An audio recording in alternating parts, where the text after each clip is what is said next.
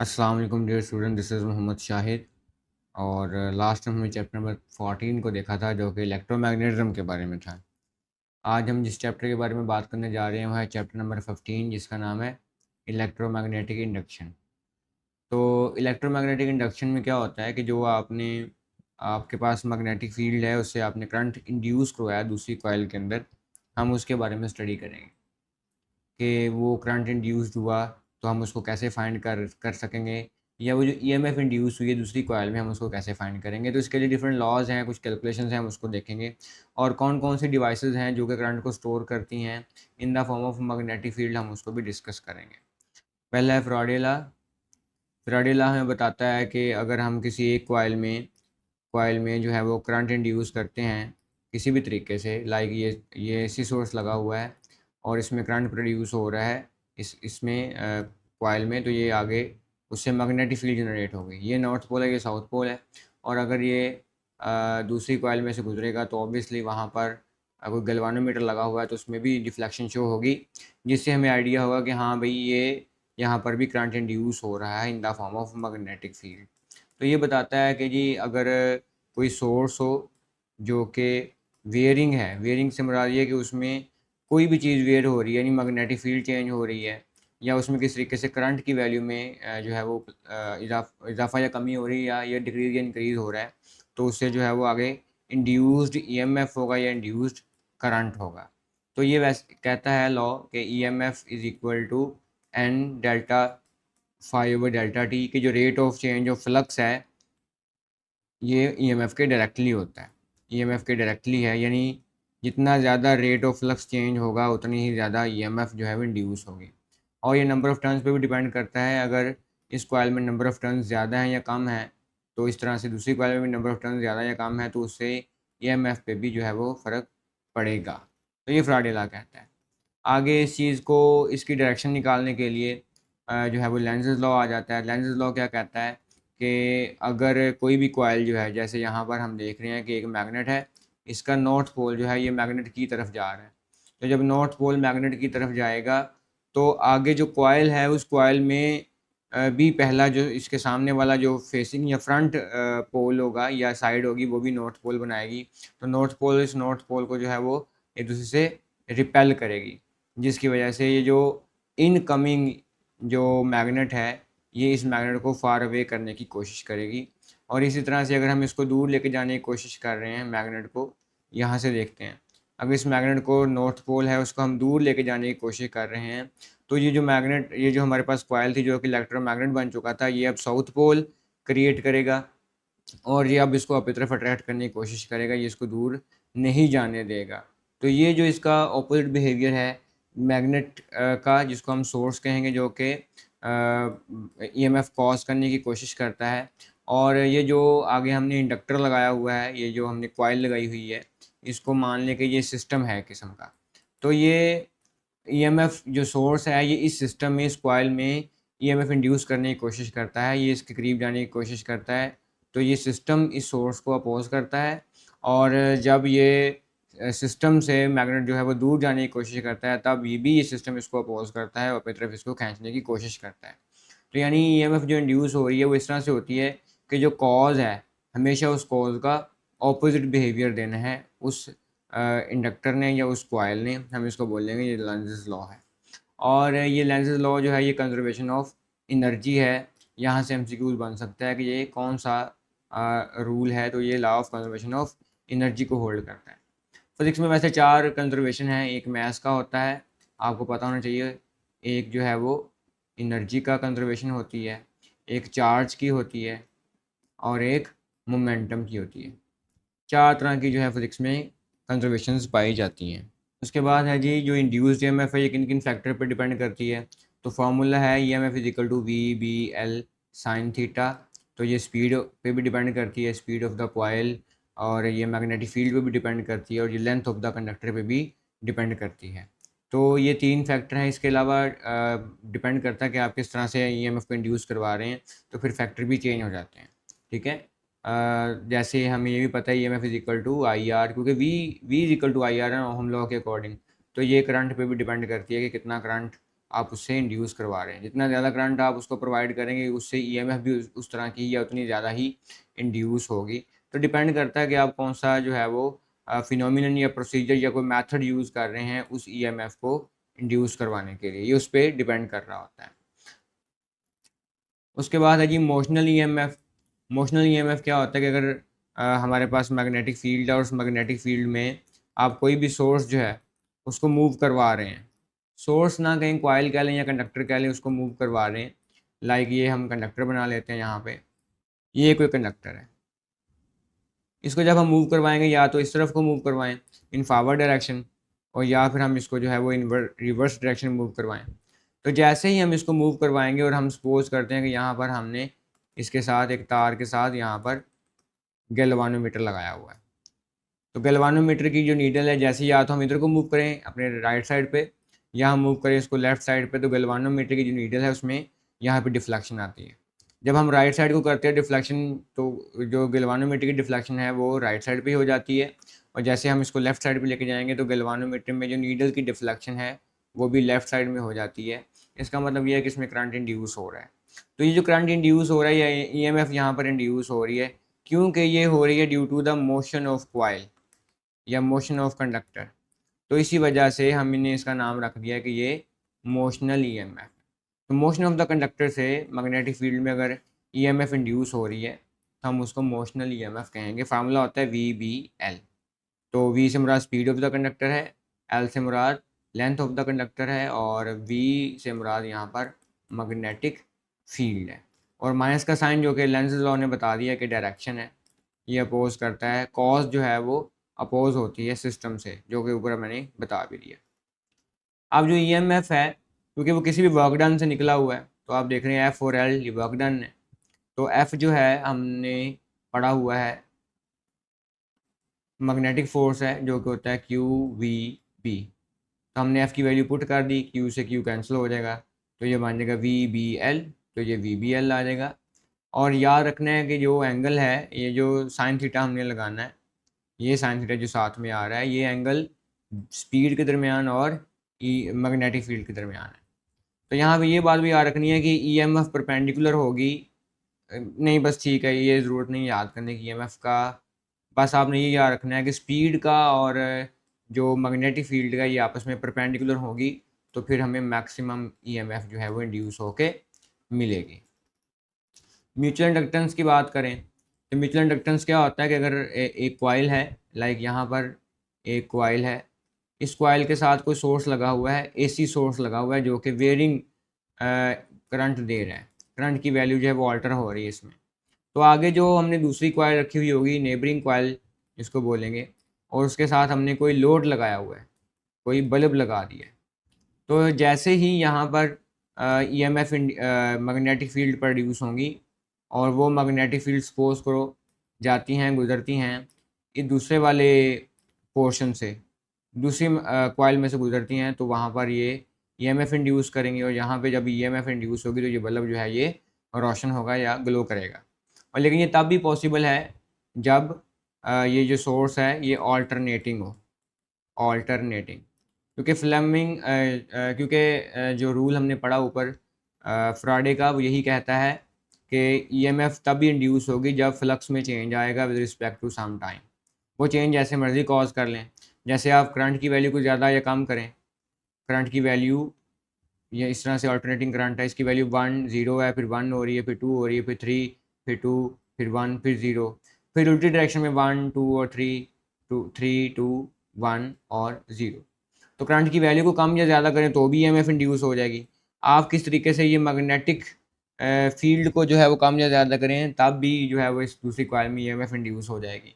तो जिस तरह से मर्ज़ी आप जो है वो ईएमएफ की ये फ्लक्स है इसको चेंज करें, तो वैसे वैसे वैसे ही उसी मेथड से जो है वो ईएमएफ इंड्यूस हो जाएगी। तो म्यूचुअल इंडक्टेंस का जो फार्मूला यहाँ पे है, इसमें आपने याद रखना है ईएमएफ इज इक्वल टू होती है delta I divide by delta T, directly होती है कि करंट के साथ इसका डायरेक्ट रिलेशन है। रेट ऑफ करंट जैसे जैसे चेंज हो जाएगा वैसे वैसे जो ईएमएफ इंड्यूस हो रही है वो ईएमएफ भी उस कॉइल में ज़्यादा इंड्यूस होगी। और इसको अगर हम डायरेक्टली का साइन ख़त्म करना है तो बीच में एक कांस्टेंट आ जाएगा, ये कांस्टेंट यहाँ पर m है और यहाँ पर m से मुराद है म्यूचुअल इंडक्टेंस, ये म्यूचुअल इंडक्टेंस है। तो म्यूचुअल इंडक्टेंस है, इसको हम ऐसे भी लिख सकते हैं, EMF is equal to n delta phi divide by delta T. यानी ये जो m और डेल्टा i है, m डेल्टा i है, ये इक्वल टू होता है n और डेल्टा फाई के, सॉरी i आना है यहाँ पे i, तो n डेल्टा फाई के भी इक्वल होता है। इसका प्रूफ बुक में है लेकिन यहाँ पे हमें ज़रूरत नहीं है करने की। और अगर हम बात करें कि ये m यानी ये जो म्यूचुअल इंडक्टेंस है, इसका यूनिट क्या होता है, तो इसका यूनिट फाइंड करने के लिए ये सारी टर्म यहाँ मल्टीप्लाई हो रही तरह की डिवाइड हो जाएगी। तो EMF divide by delta I divide by delta T is equal to the m। तो यूनिट की बात करें तो EMF का जो यूनिट है वोल्ट होता है, करंट का जो है वो एम्पेयर होता है, और डेल्टा टी जो है ये सेकंड होता है। जो डिवीजन का डिवीजन ऊपर चला जाएगा तो ये बन जाएगा वोल्ट सेकंड पर एम्पेयर, जिसको हम हेनरी भी कहते हैं, हेनरी। हेनरी ये आपने याद रखना है कि जब हेनरी की नोटेशन लिखनी है, खाली स्पेलिंग एक लिखेंगे तो 1h आएगा, और अगर आपने पूरे स्पेलिंग लिखने हैं तो फिर स्मॉल जो है वो h आएगा। इसको डिफ़ाइन कैसे करना है, क्योंकि 1 हेनरी डिफ़ाइन करना है हमने, तो 1 वोल्ट होगा, 1 ही सेकंड होगा टाइम, और 1 एम्पेयर होगा। तो हम कहेंगे कि जब 1 वोल्ट जो है वो 1 वोल्ट सर्किट में से गुजरे तो उससे फिर इधर से डिफाइन करते हैं। तो कहता है अगर यहाँ पर देखें, कहता है अगर 1 एम्पेयर करंट गुजर रहा है 1 सेकंड में, तो फिर अगली जो डिवाइस है उसमें अगर 1 वोल्ट की EMF इंड्यूस हो रही है तो हम उसको बोलेंगे कि उस वक्त 1 हेनरी जो है म्यूचुअल इंडक्टेंस उस मटेरियल की है। इसकी इसी तरह से सेल्फ इंडक्टेंस है, ये कॉइल की अपनी ही होती है। जिस तरह से म्यूचुअल इंडक्टेंस है, कॉइल के अंदर के करंट जब चेंज होता है तो EMF इंड्यूस होती है। इसी तरह से जब कॉइल के अंदर करंट जनरेट होता है तो कॉइल के अंदर भी खुद भी एक EMF इंड्यूस होती है मैग्नेटिक फील्ड की वजह से, हम उसको बोलते हैं ये सेल्फ इंडक्टेंस है। इसका फॉर्मूला उन्होंने यहाँ पे लिखा हुआ है कि ये minus delta L delta phi और डेल्टा टी। माइनस का साइन क्यों है, क्योंकि ये अपने ही अपोज है। यानी सपोज करें कि ये एक कॉइल है, इसमें हमने जो है वो करंट प्रोड्यूस करवाया, और जब करंट इसमें जाएगा कॉइल के अंदर तो उसकी वजह से यहाँ पर मैग्नेटिक फील्ड पैदा होंगी। लेकिन जब कॉइल के अंदर करंट गुजरेगा तो कॉइल में इसकी कोई अपनी ज़िद या इसका कोई अपना इनर्शिया भी होगा। ये इतनी जल्दी करंट पैदा नहीं होने देगा अपने अंदर, और ना ही इतनी जल्दी जो है वो करंट गुजरने देगा। तो इस वजह से ये स्टार्ट में एज अ रेजिस्टेंस काम करता है, रेजिस्टेंस। लेकिन जैसे जैसे करंट इसमें सारा करंट इसमें से मैक्सिमम करंट गुजर रहा है और अब आपने जो करंट सोर्स है वो बंद कर दिया है, तो ऑब्वियसली आप देखेंगे कि यहाँ पर कुछ देर के लिए मैग्नेटिक फील्ड रहेंगी। ऐसा नहीं कि फ़ौरन करंट आप डिस्कनेक्ट करेंगे तो फ़ौरन से ही यहाँ पे मैग्नेटिक फील्ड डिसअपीयर हो जाएंगी, नहीं बल्कि थोड़ी देर मैग्नेटिक फील्ड यहाँ पर स्टे करेंगी। तो वो थोड़ी देर जो मैग्नेटिक फील्ड स्टे कर रही हैं, असल में उनकी कोशिश है कि अब ये ख़त्म ना ही हो। इसका मतलब कि ये फिर अपोज कर रही हैं, मैग्नेटिक फील्ड ख़त्म हो रही हैं तो ये ख़त्म होने नहीं दे रही, इसलिए ये जो फिनोमिनन होगा हम इसको बोलेंगे इस मटेरियल की सेल्फ इंडक्टेंस है। तो ये अपने ही करंट के अपोज करता है, जिस तरह लेंज़ लॉ में हमने देखा, तो इसलिए साथ माइनस का साइन आ गया। यहाँ पर भी हम लिख सकते हैं कि जो EMF है इज इक्वल टू है माइनस, अगर मैग्नीट्यूड की बात करें तो डेल्टा आई ओवर डेल्टा टी। यहाँ पर भी जो L है डेल्टा फाई के साथ, ये इक्वल टू हो सकता है, ये फाई नहीं आना है, LI आना है। यहाँ पर भी फिर इसको ज़रा चेंज ही कर लें, तो ये डेल्टा आई ओवर डेल्टा टी होगा। तो जो एल डेल्टा आई है ये इज इक्वल टू होगा N डेल्टा फाई के। इसका बुक में प्रूव है, यहाँ पे हमें करने की ज़रूरत नहीं है, आगे जाके फिर हमारा काम आएगा, इसलिए हम इसको देख रहे हैं। बाकी इसका यूनिट भी हेनरी होता है, और यहाँ पर हेनरी स्मॉल h आना है, ये इसने यहाँ मिस्टेक कर दी है, बहरहाल इसको देख लीजिएगा। उसके बाद है जी energy stored in inductor. Inductor में भी जो है वो एनर्जी स्टोर होती है। तो जो इंडक्टर में एनर्जी स्टोर होती है वो होती है in the form of magnetic field. कैसे पता चलेगा, एनर्जी कोई भी हो तो उसका फार्मूला होता है, वर्क डन से निकलता है तो यहाँ से निकलता है 1/2 Li²। जैसे कैपेसिटर वाले केस में हमने प्रूव किया था कि work done is equal to होता है 1/2 C और V का स्क्वायर। तो यहाँ पर अगर हम एल की वैल्यू ये यहाँ पे देखें, ये है म्यू नॉट एन स्क्वायर ए और एल। इसका प्रूव नहीं है, वैसे अगर देखना चाहें तो कर सकते हैं कि जो एल आई है ये इक्वल टू होता है एन डेल्टा फाई के या फाई के कह लें। तो आई इधर आगे डिवाइड हो जाएगा, एल इज इक्वल टू बन जाएगा N delta phi over delta I, या खाली आई लिख लें बेशक।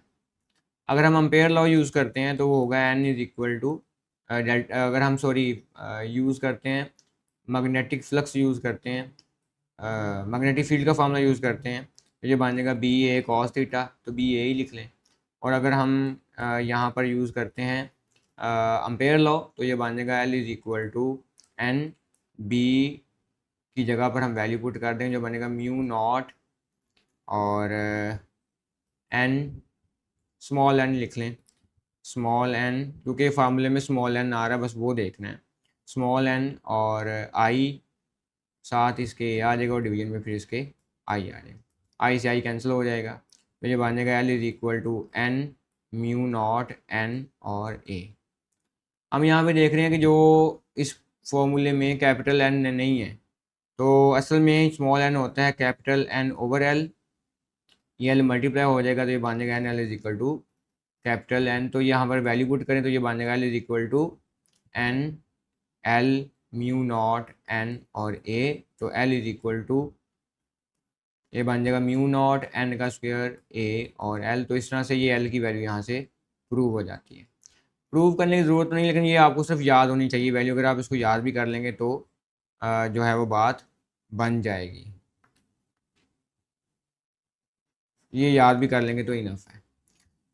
आगे हमने देखना है कि कैसे मैग्नेटिक फील्ड की फॉर्म में स्टोर हो रहा है।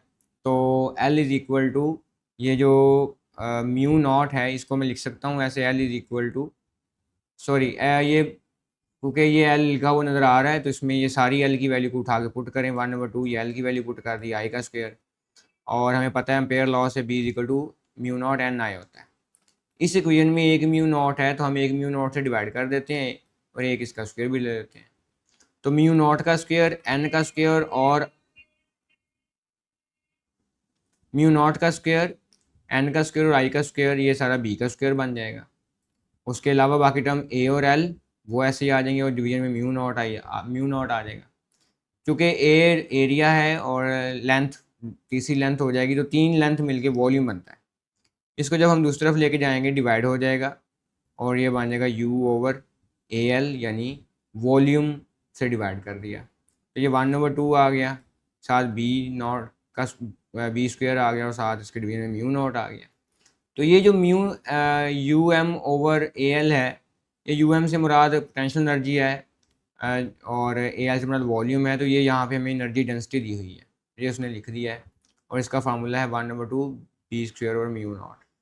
ऐसे ही आपने कैपेसिटर वाले में भी किया वहाँ पर, लेकिन ई स्क्वायर आ जाता है over mu naught sorry epsilon not और साथ 1/2 आता है, और वहाँ पे भी यू आता है। ये कैपेसिटर वाले केस में हमने प्रूव किया था। तो जो एनर्जी डेंसिटी है ये मैग्नेटिक फील्ड के स्क्वायर के डायरेक्टली होती है, ये आपने बात याद रखनी है। यहाँ से अब एमसीक्यू डेवलप हो सकता है इधर से।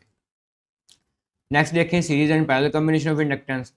ये एक इजाफी टॉपिक है कि अगर इजाफी नहीं है मतलब ये इस तरह के क्वेश्चन जो है बनते हैं एमडी कैट में या किसी भी टेस्ट में, तो वहाँ पर आपने देखना है कि सपोज करें अगर एक इंडक्टर है, ये एक इंडक्टर है, ये किसी दूसरे के साथ सीरीज़ में लगा हुआ है, इसकी वैल्यू जो है 1 हेनरी है, इसकी वैल्यू 1 हेनरी है।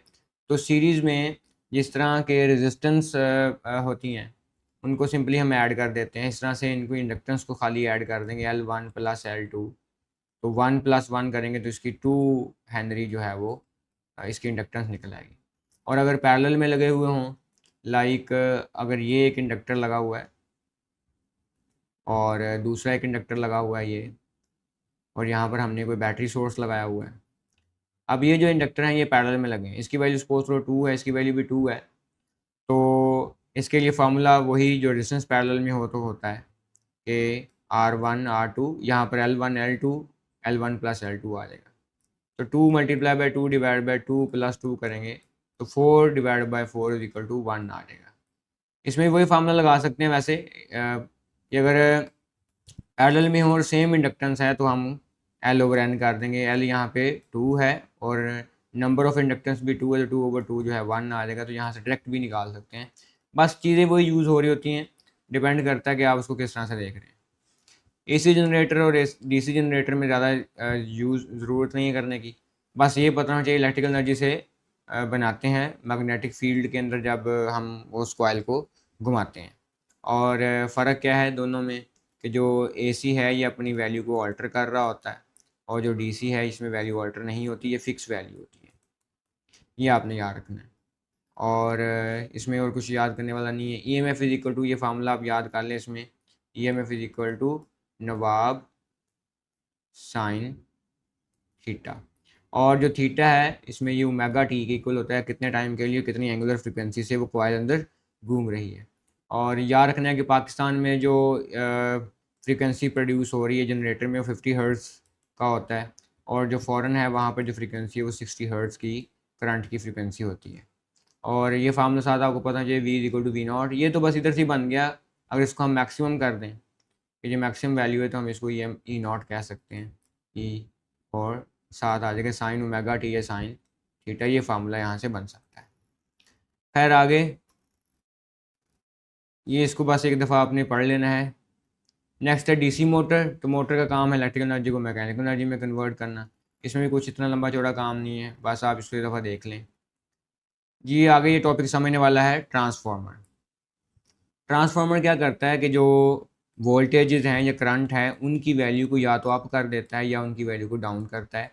ऐसी डिवाइस को बोलते हैं ये ट्रांसफार्मर है। इसमें दो कॉइल्स होती हैं, एक कॉइल जो जिसके साथ सोर्स लगा हुआ होता है उसको हम प्राइमरी कॉइल कहते हैं, और दूसरी कॉइल जिसमें कोई लोड लगा हुआ है जिसमें से करंट यूज़ होना है उसको हम सेकेंडरी कॉइल कहते हैं।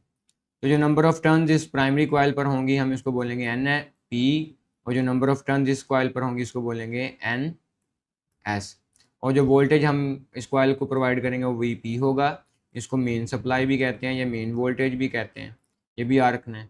और जो दूसरी कॉइल पर वोल्टेज रिसीव होंगे या उस पर जो वोल्टेज होंगे उसको सेकेंडरी वोल्टेज यानी वी एस से रिप्रेजेंट करते हैं। जो करंट इनिशियल कॉइल में होगा, पहली वाली कॉइल में होगा उसको आई पी कहेंगे, और जो करंट इस कॉइल में प्रोड्यूस होगा उसको आई एस कहेंगे। ऐसे ही जो पावर इस वाली कॉइल में प्राइमरी कॉइल में होगा उसको पी पी से, और जो पावर सेकेंडरी कॉइल में उसको हम पी एस से डिनोट करेंगे। और कोई पूछे कि जी इसमें ये एमसीक्यू बन सकता है कि ट्रांसफार्मर किस प्रिंसिपल पे काम कर रहा है, तो हम बताएंगे कि ये म्यूचुअल इंडक्टेंस पे काम करता है। आगे हम देखते हैं इसके डायग्राम को। ये वैसे मैंने बता दिया है सारा, प्राइमरी और सेकेंडरी सारी। दो तरह के ट्रांसफार्मर, एक स्टेप डाउन है एक स्टेप अप है। स्टेप अप वो होता है, स्टेप डाउन वैल्यू लिखा हुआ वो जिसमें जो करंट की वैल्यू को या वोल्टेज की वैल्यू को कम कर दें, डिक्रीज़ कर दें। तो नंबर ऑफ़ टर्न्स की बात करेंगे तो प्राइमरी नंबर ऑफ़ टर्न्स ज़्यादा होती हैं, सेकेंडरी में नंबर ऑफ़ टर्न्स कम होती हैं। यानी secondary number of turns less होती हैं प्राइमरी नंबर ऑफ़ टर्न्स से, या सेकेंडरी के वोल्टेज कम होते हैं प्राइमरी वोल्टेज से। उसके अलावा हम स्टेप अप की बात करें तो टर्न रेशो का ही फ़र्क होता है यहाँ पर भी। यहाँ पे नंबर ऑफ़ टर्न्स प्राइमरी की लेस होती हैं सेकेंडरी से, यानी सेकेंडरी की नंबर ऑफ़ टर्न्स ज़्यादा होती हैं प्राइमरी से। एक और बात याद रखनी है कि जो सेकेंडरी वाली होती है हम उसको आउटपुट भी बोलते हैं कि यहाँ पे आउटपुट मिलती है, और जो प्राइमरी वाली होती है हम इसको इनपुट भी बोलते हैं कि यहाँ पर हम इनपुट देते हैं। तो याद रखना है कि इनपुट करंट आउटपुट करंट भी यहाँ पर कह सकते हैं। उसके बाद करंट ट्रांसफार्मर के लॉसेस होते हैं। इससे पहले एक फार्मूला कंपेयर कर लें। Number of turns, ratio of the number of turns primary to the secondary is equal to होगी number of turns of the ratio primary to the secondary. इस तरह से जो वोल्टेज हैं ये इन्वर्स होते हैं करंट के, तो I S over I P आ जाएगा। क्योंकि ये दोनों जो हैं ये वी एस के साथ और वी पी के, यानी दोनों की जो लेफ्ट हैंड साइड है वो वी पी और वी एस है। तो अगर हम कंपेयर करें तो हम इसको लिख सकते हैं कि V P over V S is equal to N P over N S और is equal to I S over I P. ये बात आपने याद रखनी है। इसके अलावा अगर हम प्रैक्टिकल ट्रांसफार्मर की बात करें तो प्रैक्टिकल ट्रांसफार्मर वो होता है जिसकी power input is equal to होती है पावर आउटपुट के। यानी पावर का फार्मूला यहाँ पर आएगा V P is equal to V I, तो ये बन जाएगा V P I P is equal to V S I S. ये आपने बात याद रखनी है। तो कोई भी जो ट्रांसफार्मर है वो इतना ज़्यादा एक्यूरेट नहीं होता, यानी वो हमें एफिशिएंसी नहीं देता। एफिशिएंसी अच्छी होती है, लेकिन वो पावर जो है वो लॉसेस किए बगैर नहीं हमें प्रोवाइड कर सकता करंट। तो इसी वजह से इसमें दो तरह के लॉसेस होते हैं, एक को बोलते हैं हम कॉपर लॉसेस और दूसरे को हम बोलते हैं आयरन लॉसेस। इन दोनों की बात हम यहाँ पर करते हैं एक साफ पेज पे। दो तरह के लॉसेस की बात की हमने, एक कॉपर लॉसेस होते हैं। कॉपर लॉसेस क्या होते हैं कि जो हमने वाइंडिंग की है ट्रांसफार्मर के अंदर, वो जो वाइंडिंग हमने की हुई है वाइंडन चूँकि हमने कॉपर की होती है, तो कॉपर में जब करंट, क्योंकि ये एसी सोर्स है और ये इसकी जो फ्रीक्वेंसी 50 हर्ट्ज होती है, तो बहुत तेज़ी के साथ जो करंट है वो अपनी डायरेक्शन चेंज कर रहा होता है। तो जिसकी वजह से हम कहेंगे कि इसमें बहुत तेज़ी के साथ मैग्नेटिक फील्ड क्लॉकवाइज कभी जनरेट हो रही होती है, कभी एंटी क्लॉकवाइज जनरेट होती है, जिसकी वजह से ये मटेरियल खुद भी हीटअप हो जाता है और फिर थोड़ी सी एनर्जी को वहाँ पर लॉस करता है। तो हम इसलिए बोलते हैं कि इसको कॉपर लॉसेस बोलते हैं। और दूसरा होते हैं यहाँ पे आयरन लॉसेस। आयरन लॉसेस दो तरह के होते हैं, एक को बोलते हैं हम एडी करंट और दूसरे को बोलते हैं हम हिस्टेरिसिस लॉस। इन दोनों का अपना अपना फ़र्क है, दोनों का फ़र्क आपने बस याद रखना है। जो आयरन लॉसेस में एडी करंट है, ये कब आता है कि जब ये सपोज करो कॉइल है, ये ट्रांसफार्मर है। अब चीज़ को अच्छे तरीके से समझना है, ये एक ट्रांसफार्मर है। इस ट्रांसफार्मर में हमने प्राइमरी और सेकेंडरी कॉइल की जो है वो वायरिंग की हुई है। बस ज़रा कोशिश कर रहे हैं सही डायग्राम बनाने की। ये कुछ इस तरह से बन गया है। चलिए, इसके ऊपर हमने वाइंडिंग की हुई है, पहले हमने इसके ऊपर वाइंडिंग की हुई है और फिर इसके ऊपर हमने जो वाइंडिंग की हुई है, ये प्राइमरी है और ये है सेकेंडरी। जब ये जो हमारी वायर है, जब ये मैग्नेटिक फील्ड बनाएगी, मैग्नेटिक फील्ड जब बनाएगी तो इसके इम्पैक्ट की वजह से, ये इसका नॉर्थ है, ये साउथ है, इस मैग्नेटिक फील्ड की वजह से आयरन जो है वो अपने आप को मैग्नेटाइज करता है, अपने आप को मैग्नेट बना लेता है। तो जब आयरन अपने आप को मैग्नेट बना लेता है तो क्या होता है, करंट जो है वो हमने बताया 50 हर्ट्ज के सोर्स से बार बार चेंज हो रहा होता है।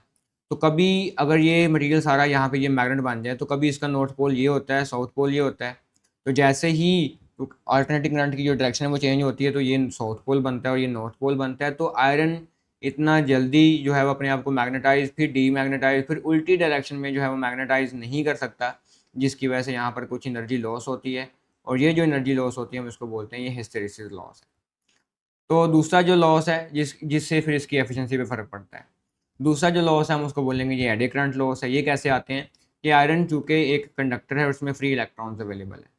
तो जैसे ही अ, ये जो वायर में कॉपर में करंट गुजर रहा है, वो करंट जब इस आयरन में से भी गुजरता है, या आयरन क्योंकि देखें आयरन भी कंडक्टर है, इसमें फ्री इलेक्ट्रॉन्स है, तो जो कॉपर में करंट गुजर रहा है उसका इफेक्ट है एक ये कि वो आयरन के जो इलेक्ट्रॉन है उनको भी अपनी डायरेक्शन में मूव करवाता है, जिसकी वजह से ये फ्री इलेक्ट्रॉन्स जो हैं ये अपने ही मटेरियल के अंदर यानी आयरन के अंदर ही दूसरे इलेक्ट्रॉन के साथ कोलाइड करते हैं। जब दूसरे इलेक्ट्रॉन के साथ कोलाइड करते हैं तो कोलाइड करने पर वहाँ पर फिर फ्रिक्शन पैदा होगी, जिसे हम रेजिस्टेंस कहते हैं करंट की फॉर्म में, और फिर वहाँ से हीट पैदा होती है और यहाँ पर भी फिर करंट लॉस होता है। इस करंट लॉस को हम बोलते हैं एडी करंट। इस करंट से अगर हमने इस लॉस से हमने बचना है और एफिशिएंसी को बेहतर करना है तो हम क्या करते हैं, वो जो कॉइल होती है उसको इंसुलेट कर देते हैं किसी भी टेप के साथ। तो क्या होता है कि वो इंसुलेटिंग टेप लगी हुई होती है तो वो बहुत कम इम्पैक्ट पहले की निस्बत देती है, जिसकी वजह से हम इस तरह के लॉसेस से बच जाते हैं। उसके बाद रही बात पावर की, तो पावर एफिशिएंसी की, तो एफिशिएंसी इसकी जो है वो तकरीबन 90% तक होती है। 100% कभी नहीं हो सकती, अगर 100% हो जाएगी तो फिर वो आइडियल ट्रांसफार्मर कहलाएगा। तो इसकी जो एफिशिएंसी है ईटा, ये output power over input power है। आउटपुट पावर मैंने बताया था सेकेंडरी कॉइल पे निकलती है और इनपुट पावर जो है प्राइमरी पे। तो पावर का फार्मूला लगा दें तो ये बन जाएगा VS/IS over VP/I/P multiply by हम 100 कर देंगे तो ये बन जाएगा एफिशिएंसी।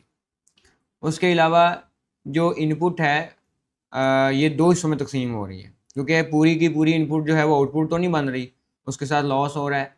जैसे हमने 5 वाट ऑफ पावर प्रोवाइड की इनपुट में, तो 3 वाट की जो है वो आउटपुट निकल रही है, बाकी 2 वाट का लॉस निकल रहा है। तो आउटपुट को और लॉस को दोनों को ऐड कर लेंगे तो टोटल इनपुट बनती है। तो एफिशिएंसी का फिर नया फार्मूला ऐसे भी बन सकता है कि output power plus losses application, इसको हम फिर डिफरेंट सेफ मैनर्स के लिए, सेफ्टी के लिए इस्तेमाल करते हैं, करंट की वैल्यू को डाउन करने के लिए। जो लार्ज एरियाज़ हैं, यानी दूर एरियाज़ हैं, यानी आप कह लें कि फार अवे करंट को एक जगह से कोसों दूर भेजने के लिए भी हम इस मटेरियल का इस्तेमाल करते हैं। वहाँ पर हम वोल्टेज को कम कर देते हैं, जिसकी वजह से दूर करंट जो पावर है वो भी, उसके लॉसेस भी कम हो जाते हैं, जिसकी वजह से एक जगह दूसरी जगह करंट जो है वो भेजना ज़्यादा आसान हो जाता है। जब करंट उस जगह पे पहुंचता है जहां उसको पहुंचाना मकसद होता है, तो फिर वहां जाके हम फिर स्टेप अप लगा के हम उसके वोल्टेज को इंक्रीज़ कर लेते हैं और पावर को फिर से बढ़ा लेते हैं। तो ऐसा नहीं है कि ये पावर बढ़ा के देता है, मतलब ऐसा है कि अगर 100 वाट ऑफ पावर थी तो इसने उसको डिक्रीज़ करके 100 वोल्ट थे तो उसने उसको डिक्रीज़ करके सपोज करो 3 वोल्ट बना दिए। तो जब उसको ये फिर स्टेप अप करेंगे तो ये उसको 3 की बजाय अब 90 वोल्ट बना देगा, बाकी 10 वोल्टेज तो भी ज़ाया हो रहे हैं। लेकिन ये कि जो पहले की निस्बत पावर ज़ाया हो रही है उससे हम इसको से हम बच सकते हैं। और दूसरा ये कि अगर आप कॉपर लॉस से बचना है हमने, तो कॉपर लॉस से बचने के लिए हम वो जो वायर है उसको थोड़ा थिक यूज़ करेंगे। तो थिक यूज़ करने पर भी हम स्मॉल करंट लॉसेस आएंगे और इस तरह से हम इसको बच सकते हैं। तो ये था जी आज का हमारा चैप्टर। हो सो आप इस पूरे चैप्टर की समझ आ गई होगी। अब हम इसके एमसीक्यूज़ करते हैं ताकि हमें थ्योरी से एमसीक्यूज़ निकालना ज़्यादा आसान हो जाए। तो पहला एमसीक्यूज़ है, the device in which induced EMF is statically induced. एक ऐसी डिवाइस जिसमें जो ईएमएफ है वो तो इंड्यूस हो रही है लेकिन स्टैटिकली हो रही है। अब देखिए ईएमएफ इंड्यूस करने का जो तरीका है वो ये है कि ये अगर एक मैग्नेट है और इस मैग्नेट में अगर कोई कॉइल ये कॉइल है, इसमें कोई मैग्नेट इंटर हो रहा है, लाइक ये नॉर्थ पोल है, ये साउथ पोल, अगर इसके अंदर हम इसको फॉरवर्ड एंड बैकवर्ड अगर मूवमेंट करवाएंगे तो इंड्यूस्ड ईएमएफ पैदा होगी। अब उसने कहा है स्टैटिकली। स्टैटिकली का मतलब ये है कि जो ईएमएफ प्रोड्यूस करने वाले कंपोनेंट्स हैं वो दोनों के दोनों कंपोनेंट्स जो हैं वो स्टेशनरी होने चाहिए। तो फॉर एग्जांपल यहाँ पर मैग्नेट एक कंपोनेंट है, दूसरा कंपोनेंट कॉइल है। अगर दोनों स्टेशनरी होंगे तो ऐसे अगर सोर्स में या इस तरह से अगर ईएमएफ इंड्यूस हो रही होगी, हम उसको बोलेंगे कि ये स्टैटिकली इंड्यूस हो रही है। अब जो पहला बात करते हैं हम ट्रांसफार्मर की। तो ट्रांसफार्मर में कैसे ईएमएफ पैदा हो रही है कि ये सपोज करें ये ट्रांसफार्मर है, ये उसकी तरह हम बाउंड्री डेवलप कर लें, लाइक इस तरह से ये ट्रांसफार्मर है। इसके ऊपर जो है नंबर ऑफ़ कॉइल्स हैं, ये पहली वाली पे नंबर ऑफ़ कॉइल्स हैं और ये दूसरी वाली पे नंबर ऑफ़ कॉइल्स हैं। ये अगर पूरा ट्रांसफार्मर 3D में बनाए तो कुछ इस तरह से बन जाएगा, इस तरह से। ये जो कॉइल्स हैं इनको प्राइमरी कॉइल, ये कॉइल जो है ये सेकेंडरी कॉइल्स हैं। इसके साथ एक सोर्स लगा हुआ है, ये सोर्स जो है ये एसी सोर्स होना चाहिए, ये इसकी शर्त है, ये एसी सोर्स है। अब यहाँ पर ये जो कॉइल है ये भी स्टेशनरी है और जो दूसरी कॉइल है ये भी स्टेशनरी है।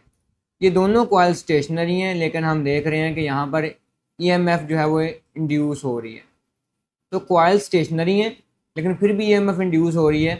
क्यों इंड्यूस हो रही है? क्योंकि यहाँ पर जो एसी सोर्स लगा हुआ है वो सोर्स एक्चुअल में फ्लक्चुएट कर रहा है।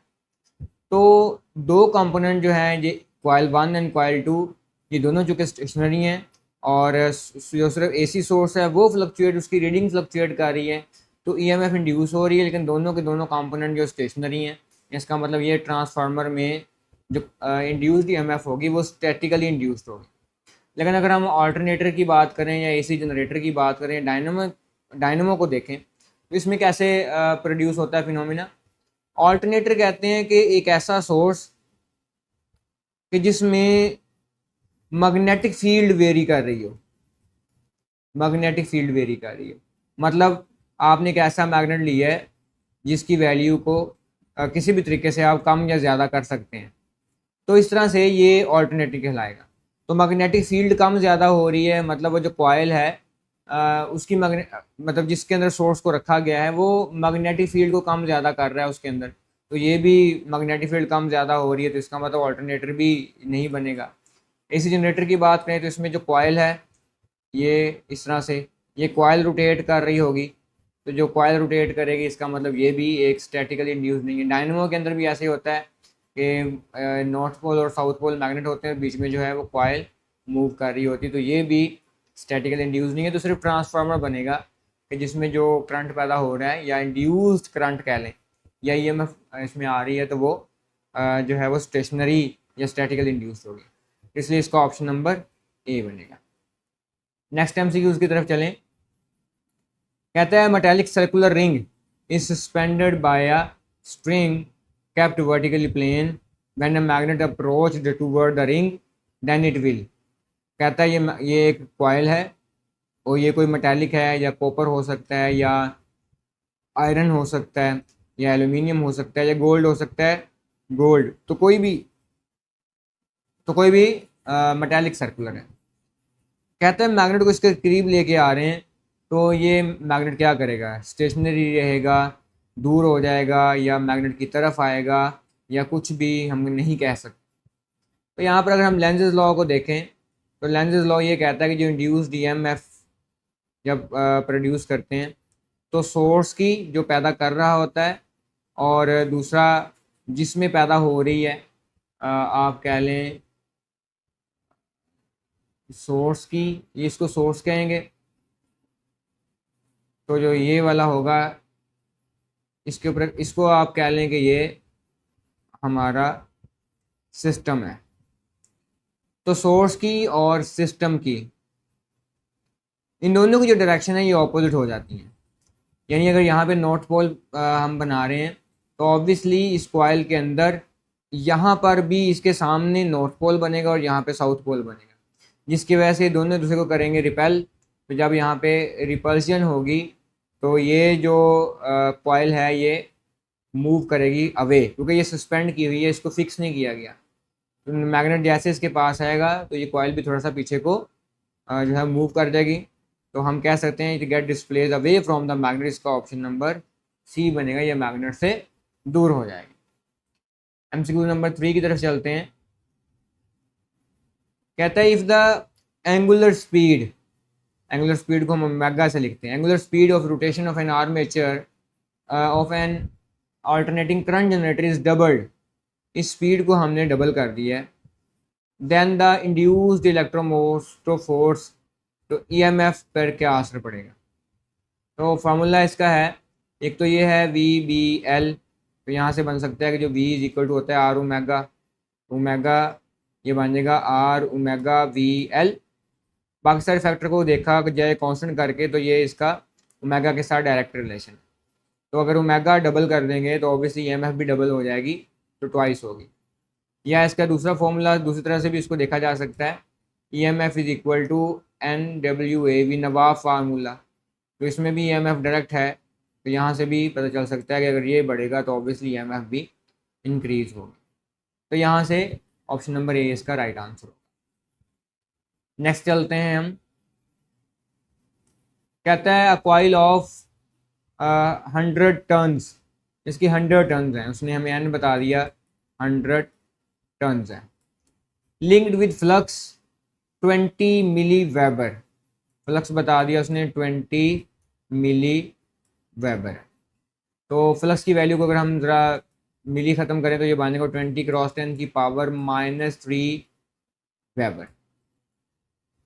If the flux is reversed, flux reverse कर दिया है इन 2 मिली सेकेंड टाइम, और टाइम उसने बता दिया है कि 2 मिली सेकेंड, टाइम को भी अगर हम करेंगे तो 2 क्रॉस 10 की पावर -3 सेकेंड आ जाएगा।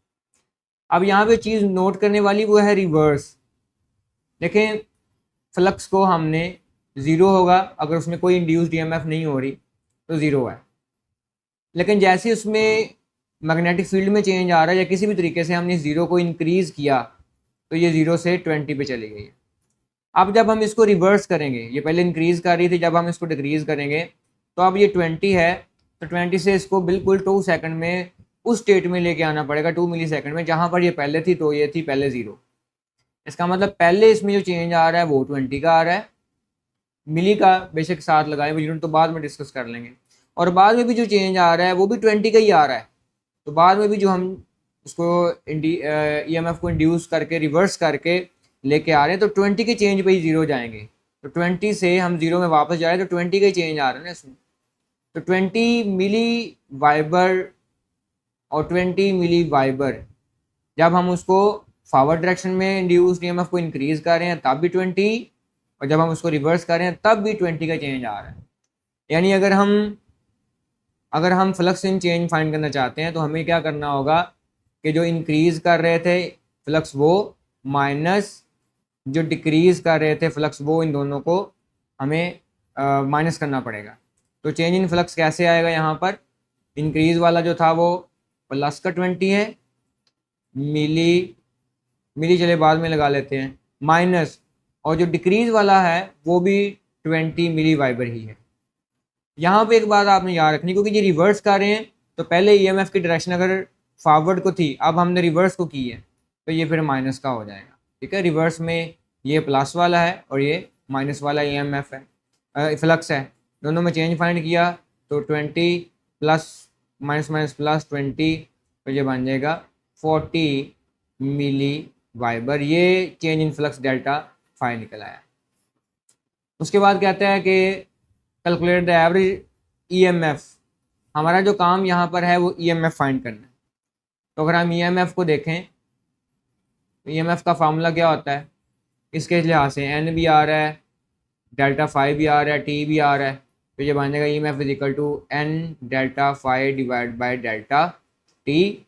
तो EMF is equal to N, N की बात करें तो एन यहाँ पे 100 है, तो ये आ जाएगा 100, और डेल्टा फाइव की बात करें तो 40 मिली, और टाइम की अगर हम बात करेंगे तो 2 मिली, -3, -3 से -3 कैंसिल, तो ये बन जाएगा 100 multiply by 40 divide by 2, cancel करेंगे ये आ जाएगा 100 मल्टीप्लाई बाय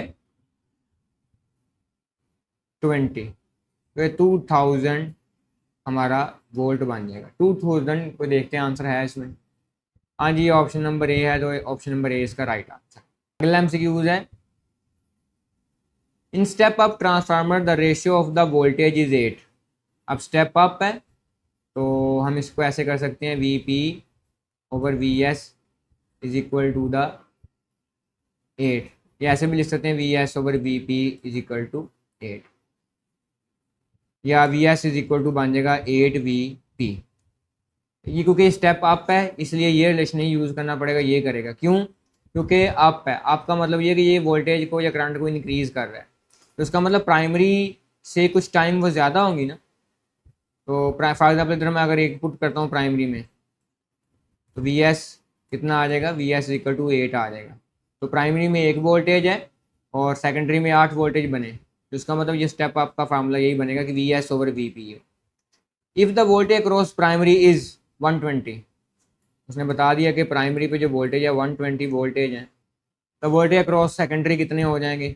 सिंपल, अभी हमने एग्जांपल से कर भी लिया, 8 वी पी 8 मल्टीप्लाई 120, 12 8 96 आ 0 आ जाएगा, तो 960 वोल्टेज बनेंगे। ऑप्शन नंबर डी आ जाएगा। नेक्स्ट एमसीक्यूज है, laminated core in transformer is use to reduce. Laminated core का कहता है हम क्यों इस्तेमाल करते हैं। हम जो ट्रांसफार्मर बनाते हैं तो ट्रांसफार्मर का जो ढांचा होता है, उसका जो फ्रेम होता है, लाइक ये फ्रेम है, तो इसके ऊपर ना हम जहाँ, क्योंकि यहाँ पर हमने वायरिंग करनी होती है, तो यहाँ पर हम इसकी इस जगह पर वायरिंग करने से पहले कोई टेप चढ़ा देते हैं, टेप कर देते होते हैं। उसकी रीज़न क्या है, to reduce the eddy current loss. तो ये टेप जो है ये एज ए इंसुलेटर काम करती है। तो जब इंसुलेटर बीच में होगा तो जो कॉपर, इस कॉपर वायर में जो हमने वाइंडिंग की हुई है, इस कॉपर वायर्स में जब करंट पैदा होगा आए, तो ये करंट बहुत ज़्यादा होने की वजह से अपनी मैग्नेटिक फील्ड ज़्यादा प्रोड्यूस करेगा, जिसकी वजह से जो आयरन कोर है, वो आयरन कोर भी, उसके अंदर भी इलेक्ट्रॉन्स जो हैं वो फ्लो करना शुरू कर देते हैं, जिसकी वजह से उस आयरन कोर के अंदर भी करंट आ जाता है। जब यहाँ पे करंट आएगा तो ऑब्वियसली इस आयरन कोर में जो करंट आ रहा है, तो वो इलेक्ट्रॉन जो है वो मूव करेंगे इस आयरन कोर में, वो किधर को भी मूव करते हैं। तो जब वो मूव करेंगे तो फिर रेजिस्टेंस पैदा होगी, जब रेजिस्टेंस पैदा होगी तो फिर वहाँ पर हीट पैदा होगी, तो ये जो आयरन कोर है ये हीटअप हो जाता है। तो अगर हम उसको टेप कर दें, और इसी को बोलते हैं एड करंट लॉसेस, जब हम उसके ऊपर टेप कर देते हैं तो हम फिर उसको एड करंट लॉसेस से बचा सकते हैं। हिस्टैरिसीस लॉसेस कौन से होते हैं कि ये जो तार है, ये जो वायर है, कॉपर की वायर हमने की हुई है, ये कॉपर की वायर जब मैग्नेटिक फील्ड प्रोड्यूस करती है, ये मैग्नेटिक फील्ड प्रोड्यूस करती है, जब ये मैग्नेटिक फील्ड प्रोड्यूस करेगी तो यही मैग्नेटिक फील्ड, ये जो कॉपर, ये जो आयरन कोर है इसमें से गुजरती हैं, इनको भी टच करती हैं, जिसकी वजह से ये जो आयरन है ये मैग्नेटाइज हो जाता है। अब चूंकि इसके साथ लगा हुआ है एक ऑल्टरनेटिंग सोर्स जिसकी करंट की वैल्यू कभी एक डायरेक्शन में, कभी इधर से इधर को और इधर को फ्लो करती है, कभी वो इसके ऑपोजिट यानी कभी एंटी क्लॉकवाइज फ्लो करती है, क्लॉकवाइज फ्लो करती है, और कभी इसमें जो करंट है वो एंटी क्लॉकवाइज फ्लो करता है, कभी इधर को फ्लो करता है और कभी इधर को फ्लो करता है। तो दो तरह करंट फ्लो कर रहा होता है, कभी इस तरफ को फ्लो करता है, कभी ये रेड क्लॉकवाइज, कभी एंटी क्लॉकवाइज, जिसकी वजह से बहुत तेज़ी के साथ, क्योंकि 50 हर्ट्ज का सोर्स लगा हुआ होता है, तो 50 हर्ट्ज का सोर्स होने की वजह से बहुत तेज़ी के साथ ये जो कॉपर वायर है ये अपनी मैग्नेटिक फील्ड की डायरेक्शन को चेंज करती है। अरे क्लॉकवाइज डायरेक्शन है और ये सपोज करो इसकी डायरेक्शन है मैग्नेटिक फील्ड की, तो अगर इसकी जो डायरेक्शन है कॉपर वायर में जो मैग्नेटिक फील्ड की डायरेक्शन है वो एंटी क्लॉकवाइज हो जाए करंट की वजह से, जिसकी वजह से इस मटेरियल जो आयरन कोर का मटेरियल है उसमें भी आयरन को फिर बहुत तेज़ी के साथ डीमैग्नेटाइज होना होगा, और ना सिर्फ डीमैग्नेटाइज होना होगा बल्कि अगेन एक उसके रिवर्स डायरेक्शन में मैग्नेटाइज होना होगा, जिसकी वजह से इतनी जल्दी से ये मैग्नेटाइज डीमैग्नेटाइज नहीं होता और थोड़े से करंट लॉसेस करता है। तो जब थोड़े से करंट लॉसेस करता है तो उसकी वजह से यहाँ पर हीट पैदा होगी या करंट वेस्ट होता है, इस करंट वेस्ट को बोलते हैं हिस्टैरिसीस लॉसेस। आयरन लॉसेस कौन से होते हैं? वो जो आयरन उसमें जब करंट पैदा होता है उसको आयरन लॉसेस बोलेंगे। और heat losses due to resistance, ये भी यानी सी ऑप्शन और डी ऑप्शन एक किस्म का सेम है। तो आयरन एडी करंट लॉसेस बनेगा, तो इसलिए उससे बचने के लिए हमें लैमिनेट करना पड़ता है उस कोर को।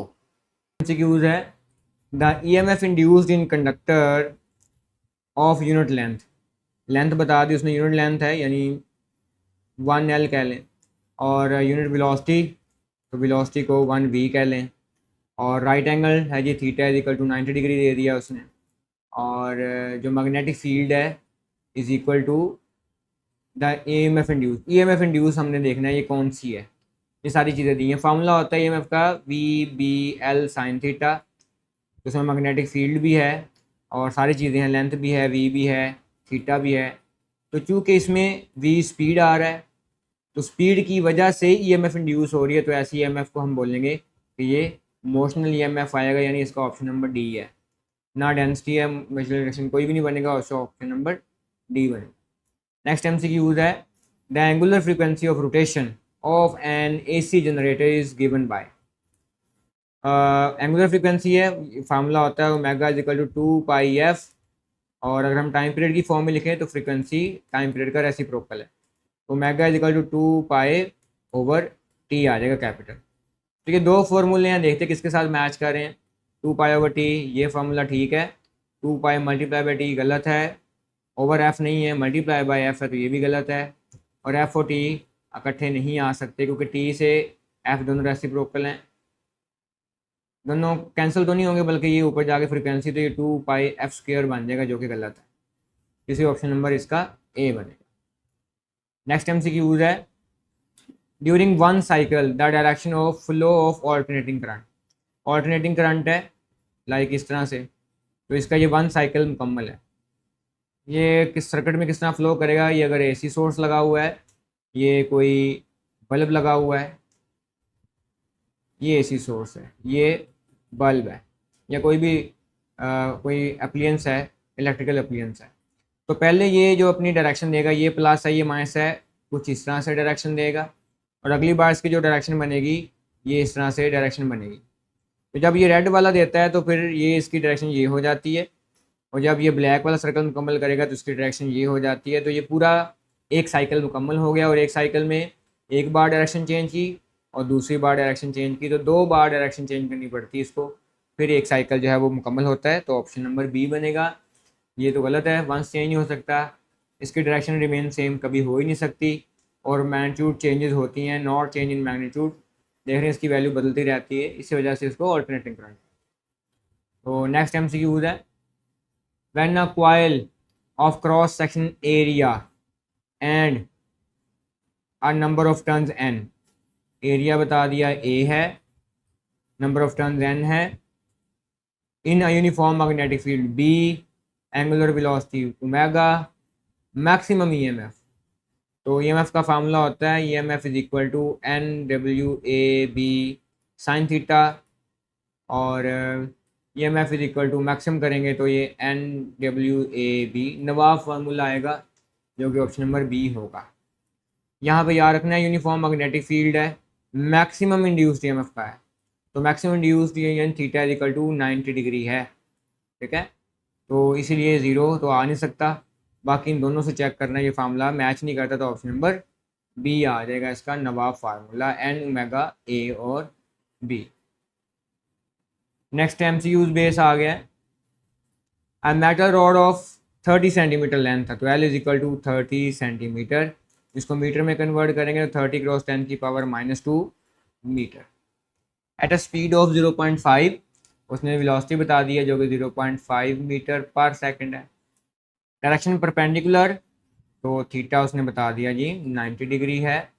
और टेस्ला मैग्नेटिक फील्ड बता दी 0.25 टेस्ला। इसको हम 1/4 भी लिख सकते हैं टेस्ला, क्योंकि इसको लिख सकते हैं ना 25/100, तो ये 1/4 बन जाए। फाइंड द ईएमएफ इंड्यूस, हमने ईएमएफ इसमें फाइंड करनी है। इसको सॉल्व करते हैं किस तरह से। ईएमएफ इज इक्वल टू, इसमें नज़र आ रहा है कौन सा फॉर्मूला लगेगा, वी बी एल। साइन की ज़रूरत नहीं पड़ेगी साइन थीटा लगाने की, क्योंकि वो ऑलरेडी थीटा 1 होता है, साइन 90 1 होता है, तो इधर 1 आ जाएगा। तो डायरेक्ट फार्मूला लिखते हैं वी बी और एल। ईएमएफ की वैल्यू हमने फाइंड करनी है, वी की वैल्यू उसने बताई है 0.5 जो कि 1/2 होती है, और लेंथ उसने बताई है हमें, या मैग्नेटिक फील्ड 1/4 है, और लेंथ की वैल्यू 30 क्रॉस 10 की पावर -2 है। सॉल्व करेंगे तो क्या बन जाएगा, 1/8 क्रॉस 30 क्रॉस 10 की पावर -2। इन दोनों को अगर हम डिवाइड करें तो 8 3 द 24, तो 3 पॉइंट समथिंग बनेगा। अब ये ऑप्शन है 3 पॉइंट समथिंग, ये ऑप्शन है 3 पॉइंट, ये तो बन नहीं सकते। अब इन दोनों में से चूज़ करना है, तो डिवाइड कर लें 30 डिवाइड बाई 8, 8 3 द 24, 6 कैरी कर लिया यहाँ से, 6 के साथ अगर मैं ज़ीरो लगाऊंगा तो यहाँ पॉइंट आ गया, और 8 4 5 6 7 7 बनेगा, 8 7 56, तो ऑप्शन नंबर बी आ जाएगा, ए बी नहीं बनेगा। तो ये हमारा आंसर बन गया option number B. Next MCQs है, in electromagnetic induction the induced charge is independent of. अब हमें कोई फार्मूला बनाना पड़ेगा जिसमें इंड्यूस्ड ईएमएफ और चार्ज इनका रिलेशन आए, उससे फिर हमें आइडिया होगा कि वो किस पे डिपेंड करता है और किस पे डिपेंड नहीं करता। एक फार्मूला हमने पढ़ा हुआ EMF is equal to V B L. इसमें स्पीड आ गई, मैग्नेटिक फील्ड आ गई, एल इसमें करंट नहीं आ सकता, चार्ज भी नहीं आ सकता, क्योंकि ये रिलेशन है ना हमारे पास सबसे पहले। तो या ये रिलेशन है V is equal to I R, ये वी वोल्टेज है, यहाँ ये वी स्पीड है, तो ये फार्मूला भी नहीं लग सकता। एक है जी E M F is equal to N omega A और बी, तो यहाँ पर कुछ इस तरह से कर सकते हैं, बी इज इक्वल टू, अगर हम अम्पेयर्स लॉ लगाएं म्यू नॉट एन आई, वैल्यू पुट करेंगे तो यहाँ पर डायरेक्ट रिलेशन निकल आएगा आई के साथ, तो ये डायरेक्ट रिलेशन आ गया N omega A mu naught N I, और आई की जगह पे हम क्यू ओवर टी लिख सकते हैं। एक तो ये रिलेशन बनता है, दूसरा ये भी बन सकता है कि omega is equal to N delta phi divide by delta T. तो यहाँ पे ईएमएफ को मैं आई आर लिख सकता हूँ is equal to N delta phi over omega T, या इसको मैं ये भी लिख सकता हूँ, क्योंकि मुझे क्यू चाहिए तो मैं वैल्यू इंड्यूस पुट करूँगा यहाँ पर, तो ये बन जाएगा Q R over T is equal to N delta phi over delta T. इस फॉर्मूले को मज़ीद सिंप्लीफाई कर सकते हैं, इसको ज़रा उठा के इधर लेके आता हूँ, क्यू टी से टी कैंसिल हो जाएगा, तो ये बन जाएगा Q is equal to N delta phi over delta R. ये फॉर्मूला याद कर लें, ये फॉर्मूला भी याद कर लें, इसको भी कर सकते हैं, लेकिन ये फार्मूला थोड़ा क्रिटिकल एनालिसिस हो गया था इसलिए मैंने इसको लिखा है।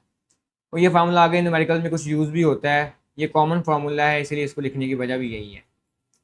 एन यानी चार्ज किस पे डिपेंड करता है, चेंज इन फ्लक्स पे डिपेंड करता है उसने तो पूछा इंडिपेंडेंस, तो ये ऑप्शन नहीं हो सकता। टाइम पे टाइम पे भी फिलहाल यहाँ पे इंडिपेंडेंट है, एक ये नोट कर लो।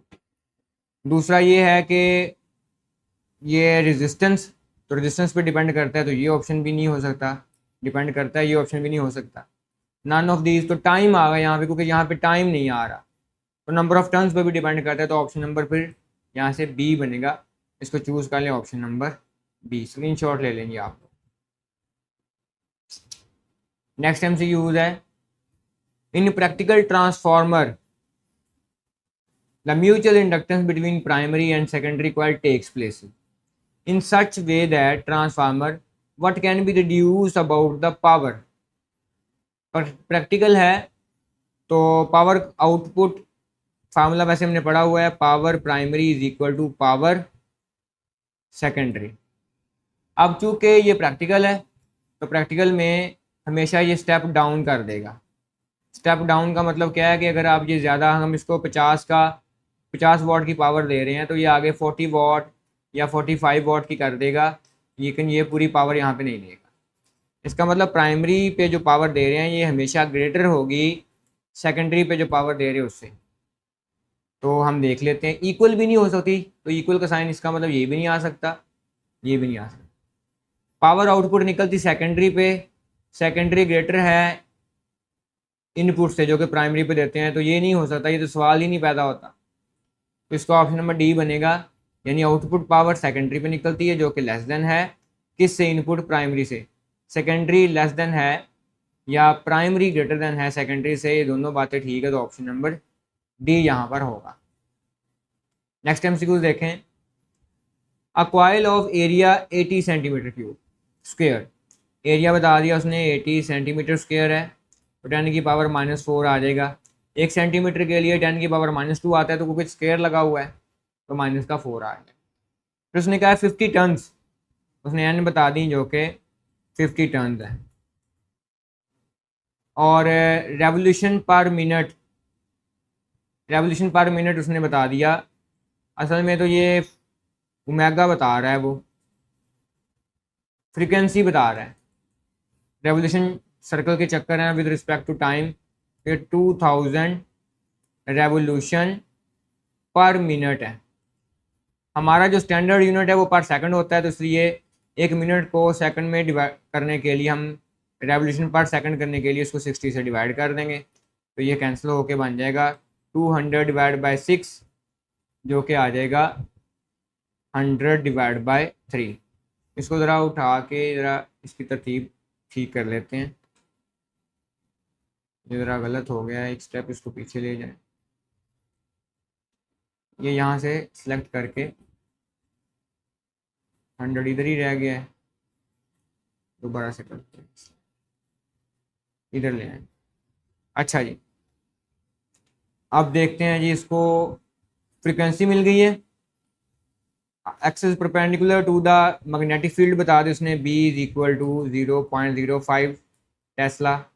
इसको हम ओवर अगर 100 करें तो 5 ओवर यानी 1/20 भी लिख सकते हैं टेस्ला। दोनों में से जो वैल्यू पुट करनी चाहे, ये वाली करनी है ये कर दें, अगली वाली करनी है ये वाली कर लें।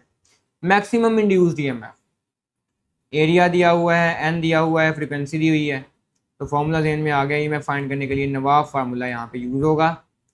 वैल्यू पुट कर दें इसमें, नवाब में W की वैल्यू नहीं है, निकाल लें, ये 2πf होता है, तो omega is equal to 2πf की वैल्यू 100/3, तो ये बन जाएगा 200π/3। वैल्यूज पुट करें, एन की वैल्यू कितनी है 50, ओमेगा की वैल्यू 200π/3 और एरिया की वैल्यू 8 क्रॉस 10 की पावर -3। इस ज़ीरो को मैंने इसके साथ कंपनसेट कर लिया, और बी की वैल्यू 1/20 कर लेते हैं, सॉल्व करना आसान हो जाएगा। कोशिश करें जितना पॉइंट से आप लोग वाइड रह सकते हैं, जितना पॉइंट से वाइड रहेंगे उतनी ज़्यादा आपको आगे जाकर फैसिलिटी मिलेगी, कैलकुलेटर यूज़ नहीं करना पड़ेगा। तो ये अगर हम इससे कैंसिल करेंगे तो यहाँ पे 10 आ जाएगा, तो इसको इससे मल्टीप्लाई करवाएंगे तो ये बन जाएगा 500 मल्टीप्लाई बाई 8 क्रॉस पाई, और साथ आ जाएगा क्रॉस 10 की पावर -3/3। 50 10 500 8 आ गया, साथ ये वाला पाई आ गया, 10 की पावर -3 आ गया डिवाइड बाई 3। इन दोनों को अगर हम कैंसिल करें, अगर हम री सिंप्लीफाई कर लें, EMF इज इक्वल टू, इन दोनों को मल्टीप्लाई करवाएं तो 4000 बन जाएगा, डिवाइड बाई 3 पाई क्रॉस 10 की पावर -3। इस -3 को इसके साथ सॉल्व करेंगे तो ये बन जाएगा इज इक्वल टू 4/3 पाई, 4/3 पाई, 4 पाई/3, ये हमारा आंसर आ गया ऑप्शन नंबर बी। तो ऑप्शन नंबर बी इसका आंसर। होप सो आपको यहाँ तक समझ आ गई होगी। नेक्स्ट न्यूमेरिकल की तरफ देखते हैं। अगला MCQ है ये, एट व्हाट रेट, उसका मतलब उसने रेट पूछा हुआ है। अब किस चीज़ का पूछा है ये देखते हैं। Necessary for a single conductor to cut flux in order that current is to 1.2 ampere. उसने करंट की वैल्यू दे दी है 1.2 ampere. Flow through it for 10 ohm, उसने डिस्टेंस बता दी है कि 10 ओहम है। फिर कहता है is connected across its and, उस कंडक्टर के एंड पे जो रेजिस्टेंस है वो 10 ओहम की दे रहा है। At what rate to cut the flux, यानी ये फ्लक्स रेट पूछ रहा है आपसे, डेल्टा फाई डेल्टा टी हमने इसमें से फाइंड करना है। कैसे सॉल्व करेंगे इसको? पहले तो हमें ये देखना पड़ेगा भी फ्लक्स का फार्मूला इसमें करंट आता हो। हमने पढ़ा हुआ formula EMF is equal to N delta phi delta t. उसके बाद सिंगल कंडक्टर, तो N की वैल्यू यहाँ पर हो गई 1, तो ये बन जाएगा for single N delta phi delta T.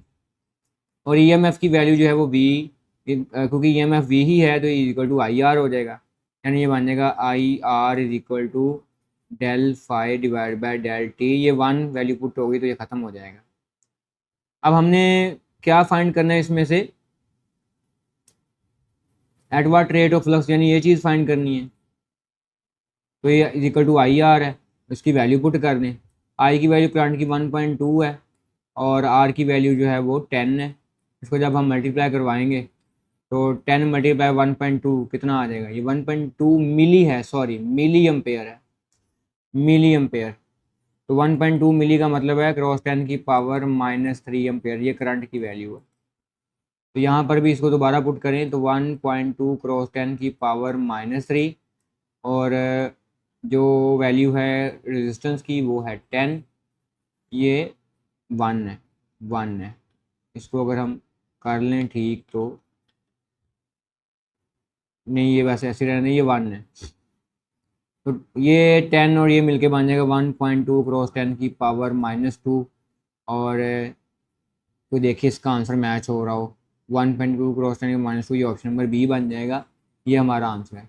Unit की बात करें तो फ्लक्स का यूनिट वेबर होता है, और टाइम का सेकंड, तो ये वेबर पर सेकंड बन जाएगा। मैं चलो अब लिख देता हूँ यहाँ पर, ये इसका यूनिट बनेगा।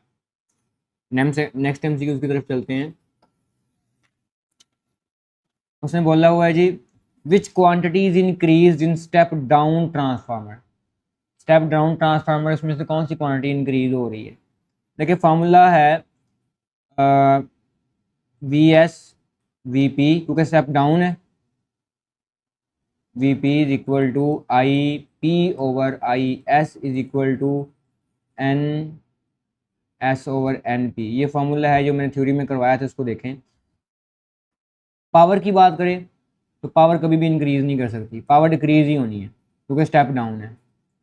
उसके बाद बात करें वोल्टेज की, तो क्योंकि स्टेप डाउन ट्रांसफार्मर है, प्राइमरी वोल्टेज जो हैं वो ज़्यादा होंगे सेकेंडरी वोल्टेज के।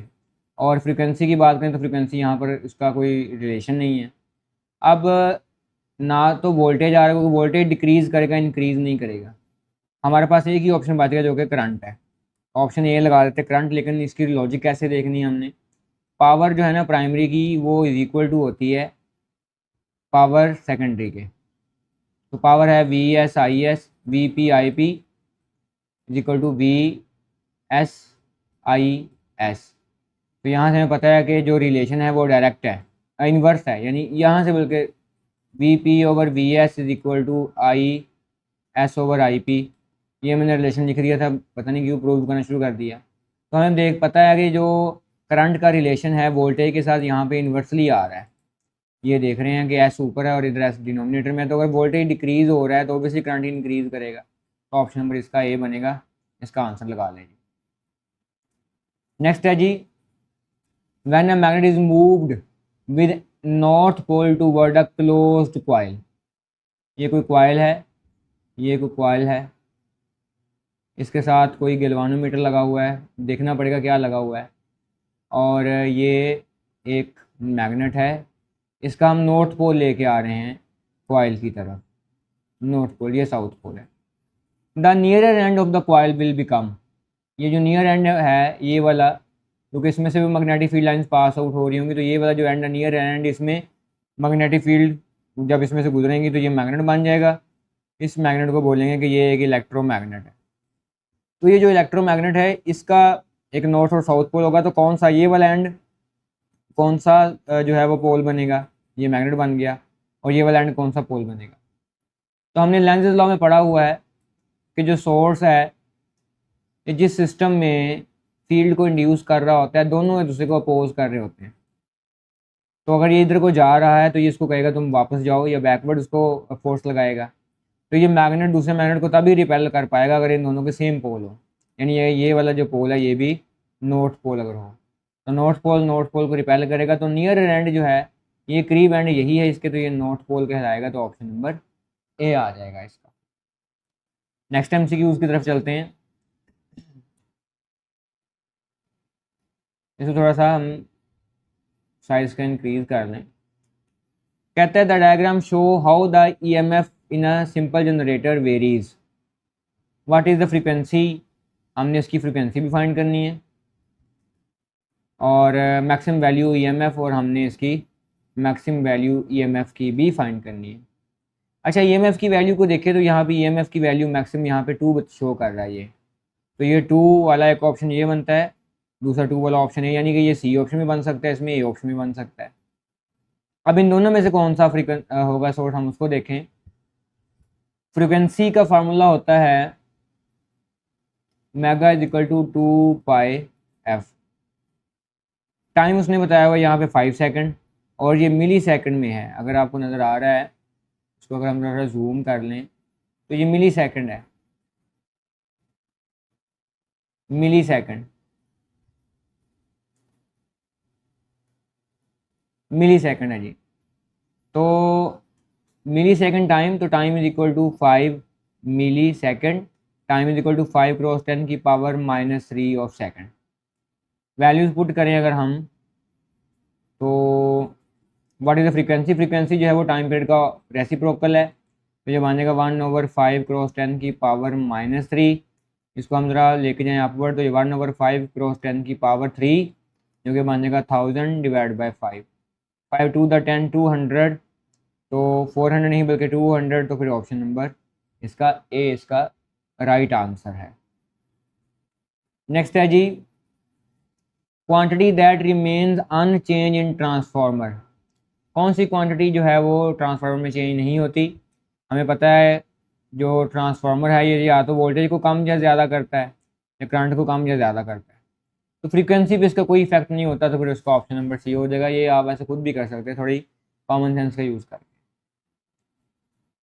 अगला जी, which of the following statement is not correct. इनमें से कौन सी स्टेटमेंट करेक्ट नहीं है। तो whenever the amount of magnetic flux linked, magnetic flux link आधे सर्किट के साथ, उस सर्किट में चेंज हो रही है, ईएमएफ इंड्यूस होगी तो ईएमएफ इंड्यूस होगी। ये तो ऑप्शन ठीक है, ये नहीं हो सकता। The EMF last so long as the change in magnetic flux continue. जब तक मैग्नेटिक फ्लक्स रहेगा, चेंज होता रहेगा, तब तक जो है वो ईएमएफ इंड्यूस होती रहेगी। इसका मतलब ये ऑप्शन भी ठीक है, ये भी नहीं हो सकता। The direction of induced EMF is given by the Lenz law, Lenz law he direction बताता है, तो ये भी नहीं हो सकता। Lenz law is the consequences of the law of conservation of momentum. ये मोमेंटम का नहीं बल्कि एनर्जी का कंजर्वेशन लॉ है, तो इसका मतलब ऑप्शन नंबर डी ये गलत है।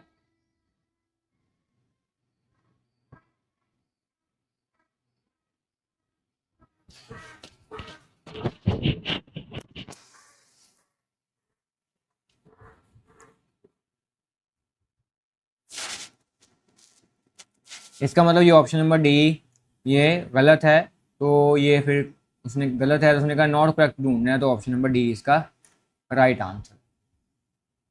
नेक्स्ट है जी, if turns in primary, primary coil में नंबर ऑफ टर्न्स है तो एन पी कहेंगे जो कि 50 है, और सेकेंडरी में 200 है तो एन सेकेंडरी बोलेंगे, ये बोलेंगे 200 है। प्राइमरी वोल्टेज उसने बता दिए, प्राइमरी वोल्टेज भी बता दिए 120 है, और प्राइमरी करंट भी उसने डिस्कस किया है जो कि 3 एम्पेयर है। देन आउटपुट पावर, अब जो आउटपुट पावर है ये किस कॉइल पे हमें मिलेगी? दो तरह की कॉइल होती हैं, एक प्राइमरी कॉइल है और एक सेकेंडरी कॉइल है। प्राइमरी कॉइल पर हम इनपुट देते हैं और सेकेंडरी कॉइल पे हम आउटपुट निकालते हैं। तो क्योंकि हमने आउटपुट पावर उसने बोला हुआ है तो आउटपुट सेकेंडरी पे निकलती है, तो पावर का formula secondary is equal to V S I S. तो वी एस आई एस लगाएंगे, वी एस हमारे पास नहीं है तो हम पहले वी एस निकालना पड़ेगा। या आप ये भी कह सकते हैं कि अगर ये एक आइडियल ट्रांसफार्मर है विदाउट एनी लॉस तो प्राइमरी पावर जो है वो इक्वल टू होगी सेकेंडरी पावर के। तो आप प्राइमरी पावर निकाल लें, V P equal to I P. तो यहाँ आंसर वी पी क्या है जी? वी पी 120 है और आई पी कितना है? 3 एम्पेयर। तो सॉल्व करेंगे तो पावर प्राइमरी जो कि सेकेंडरी के इक्वल ही होगी, जो कि आउटपुट पावर ही कहलाएगी, क्योंकि आइडियल है तो input power is equal to होगी आउटपुट पावर के, तो वो निकल आएगी 360 वॉट। तो ये आंसर नंबर हमारा ए बन जाएगा 360 watt. This is our answer. Next numerical है in close ring A and B. दो रिंग है, एक ए और बी है, ए क्लोज है और बी ओपन है। इनमें मैग्नेट गिर रहा है जी और करंट जनरेट हो रहा है। तो कहता है कि ए और बी में दोनों में करंट की डायरेक्शन बतानी है। तो जो पहला है, क्योंकि ये ओपन पाथ है, ओपन पाथ में कोई करंट नहीं होता, तो इसमें करंट नहीं होगा, जीरो होगा। तो जीरो करंट एक यहाँ बनता है, एक यहाँ बनता है और एक यहाँ बनता है। इसका मतलब ये ऑप्शन तो बाहर हो गया। जो ए पाथ है ये क्योंकि क्लोज्ड है और क्लोज में करंट गुजरेगा, करंट होगा, इसका मतलब ये इसमें ए में ज़ीरो लिखा हुआ तो ये भी ऑप्शन नहीं हो सकता। अब देखना है हमने कि ये क्लॉकवाइज है या एंटी क्लॉकवाइज है। अब क्योंकि ये साउथ पोल बन रहा है, क्योंकि लेंस लॉ के अकॉर्डिंग अगर ये नीचे को गिर रहा है तो ये जो भी लूप है, जो भी मटेरियल है, इसने इसको अपोज करना है, तो यहाँ पर साउथ पोल बनाएगा ताकि इसको रिपेल कर सके, और यहाँ बनेगा नॉर्थ पोल। तो जो मैग्नेटिक फील्ड की डायरेक्शन बनेगी वो कुछ इस तरह से बनेगी, इस तरह से, लाइक इस तरह से, कि नॉर्थ पोल में से निकल के साउथ पोल में इंटर होंगे। ये मैग्नेटिक फील्ड की डायरेक्शन है। अगर इसमें करंट की डायरेक्शन लगाएंगे, अगर ये लूप जो है क्लॉकवाइज बन रही है तो इसमें जो करंट गुजरेगा वो भी क्लॉकवाइज ही होगा, लाइक इधर को, इधर को। ये रूल होता है कि अगर मैग्नेटिक फील्ड जो है वो क्लॉकवाइज है तो सामने देखने पर जो उसका करंट होगा वो भी क्लॉकवाइज होगा। तो यहाँ इसीलिए ऑप्शन नंबर ए बनेगा, क्लॉकवाइज ही मैग्नेटिक फील्ड बनेगी, एंटी क्लॉकवाइज नहीं बनेगी। मैग्नेटिक फील्ड क्लॉकवाइज है तो करंट भी उसमें क्लॉकवाइज ही जो है वो टर्न जो है प्रोवाइड करेगा। तो अगर मैग्नेटिक फील्ड एंटी क्लॉकवाइज हो जाएगी तो करंट भी जो है एंटी क्लॉकवाइज देगा, इसलिए इसका ऑप्शन नंबर ए बनेगा। नेक्स्ट है जी a coil of resistance 2 ohm, उसने रेजिस्टेंस बता दी 2 ओहम है, और मैग्नेटिक फ्लक्स चेंज हो रहा है 2 से लेकर के 10 वेबर पर। तो चेंज इन फ्लक्स निकालेंगे, हाई वैल्यू में से लो वैल्यू माइनस करें तो ये बन जाएगा 8 वेबर, और टाइम उसने जो बता दिया वो है 0.2 सेकेंड, और कहता है चार्ज फाइंड करना है जिसमें फ्लो कर रहा है ड्यूरिंग दिस टाइम। फार्मूला हमने पिछले वाले एमसीक्यूज में बनाया था कि EMF is equal to N delta phi over delta R, क्योंकि उसने बोला ये एक कॉइल है, तो EMF is equal to delta phi over delta t. जो ये EMF है ये V equal to I R होता है, तो I R is equal to delta phi over delta t. अब नेक्स्ट टाइम इसको प्रूव नहीं करना, हम डायरेक्ट पुटिंग करेंगे इसमें। हमें जो कि क्यू फाइंड करना है तो यहाँ पर वैल्यू पुट कर दो Q divide by T, T से ये टी कैंसिल हो जाएगा, तो ये बनेगा Q R is equal to del phi. Q हमने फाइंड करना है, आर उधर जाके डिवाइड हो जाएगा, Q is equal to del phi divide by R. और मज़ीद सिंप्लीफाई करेंगे, डेल फाई की वैल्यू है 8 और आर की वैल्यू है 2, डिवाइड करके आंसर आ जाएगा इसका 4। चार्ज का यूनिट होता है कूलम, तो 4 कूलम इसका B option right answer. Next है जी इंपॉर्टेंट एमसीक्यूज है। कहता है shown figure magnet is move fastly toward coil, coil rest में है, यहाँ नॉर्थ है तो यहाँ पे साउथ है, तो यहाँ पे साउथ हो जाएगा और यहाँ पे नॉर्थ आ जाएगा। कहता है कि due to the induced electromotive force electromotive force produce हो रही है, इंड्यूस हो रही है, करंट इंड्यूस हो रहा है और चार्ज इंड्यूस हो रहा है इन द कॉइल रिस्पेक्टली, इससे उसने रिप्रेजेंट किया है। If speed of the magnet is doubled, अगर मैग्नेट को जो स्पीड है वो हम 2v कर दें तो बताएं जी इनमें से कौन सी जो स्टेटमेंट है वो इनकरेक्ट है। ईएमएफ को देखें पहले, तो ईएमएफ का फार्मूला होता है EMF is equal to V B L. तो ईएमएफ डायरेक्टली है वी के साथ, अगर ये इंक्रीज करेगा तो ये भी इंक्रीज करेगा। तो हमने तो इनकरेक्ट स्टेटमेंट ढूंढी है, तो करेक्ट निकल आई, तो ये ऑप्शन नहीं होगा। उसके बाद बात करते आई इंक्रीजेज, तो ईएमएफ इज इक्वल टू, हमने देखा हुआ है नवाब फार्मूला, बी में अगर एम्पेयर लॉ लगाऊं तो ये बन जाएगा म्यू नॉट एन आई।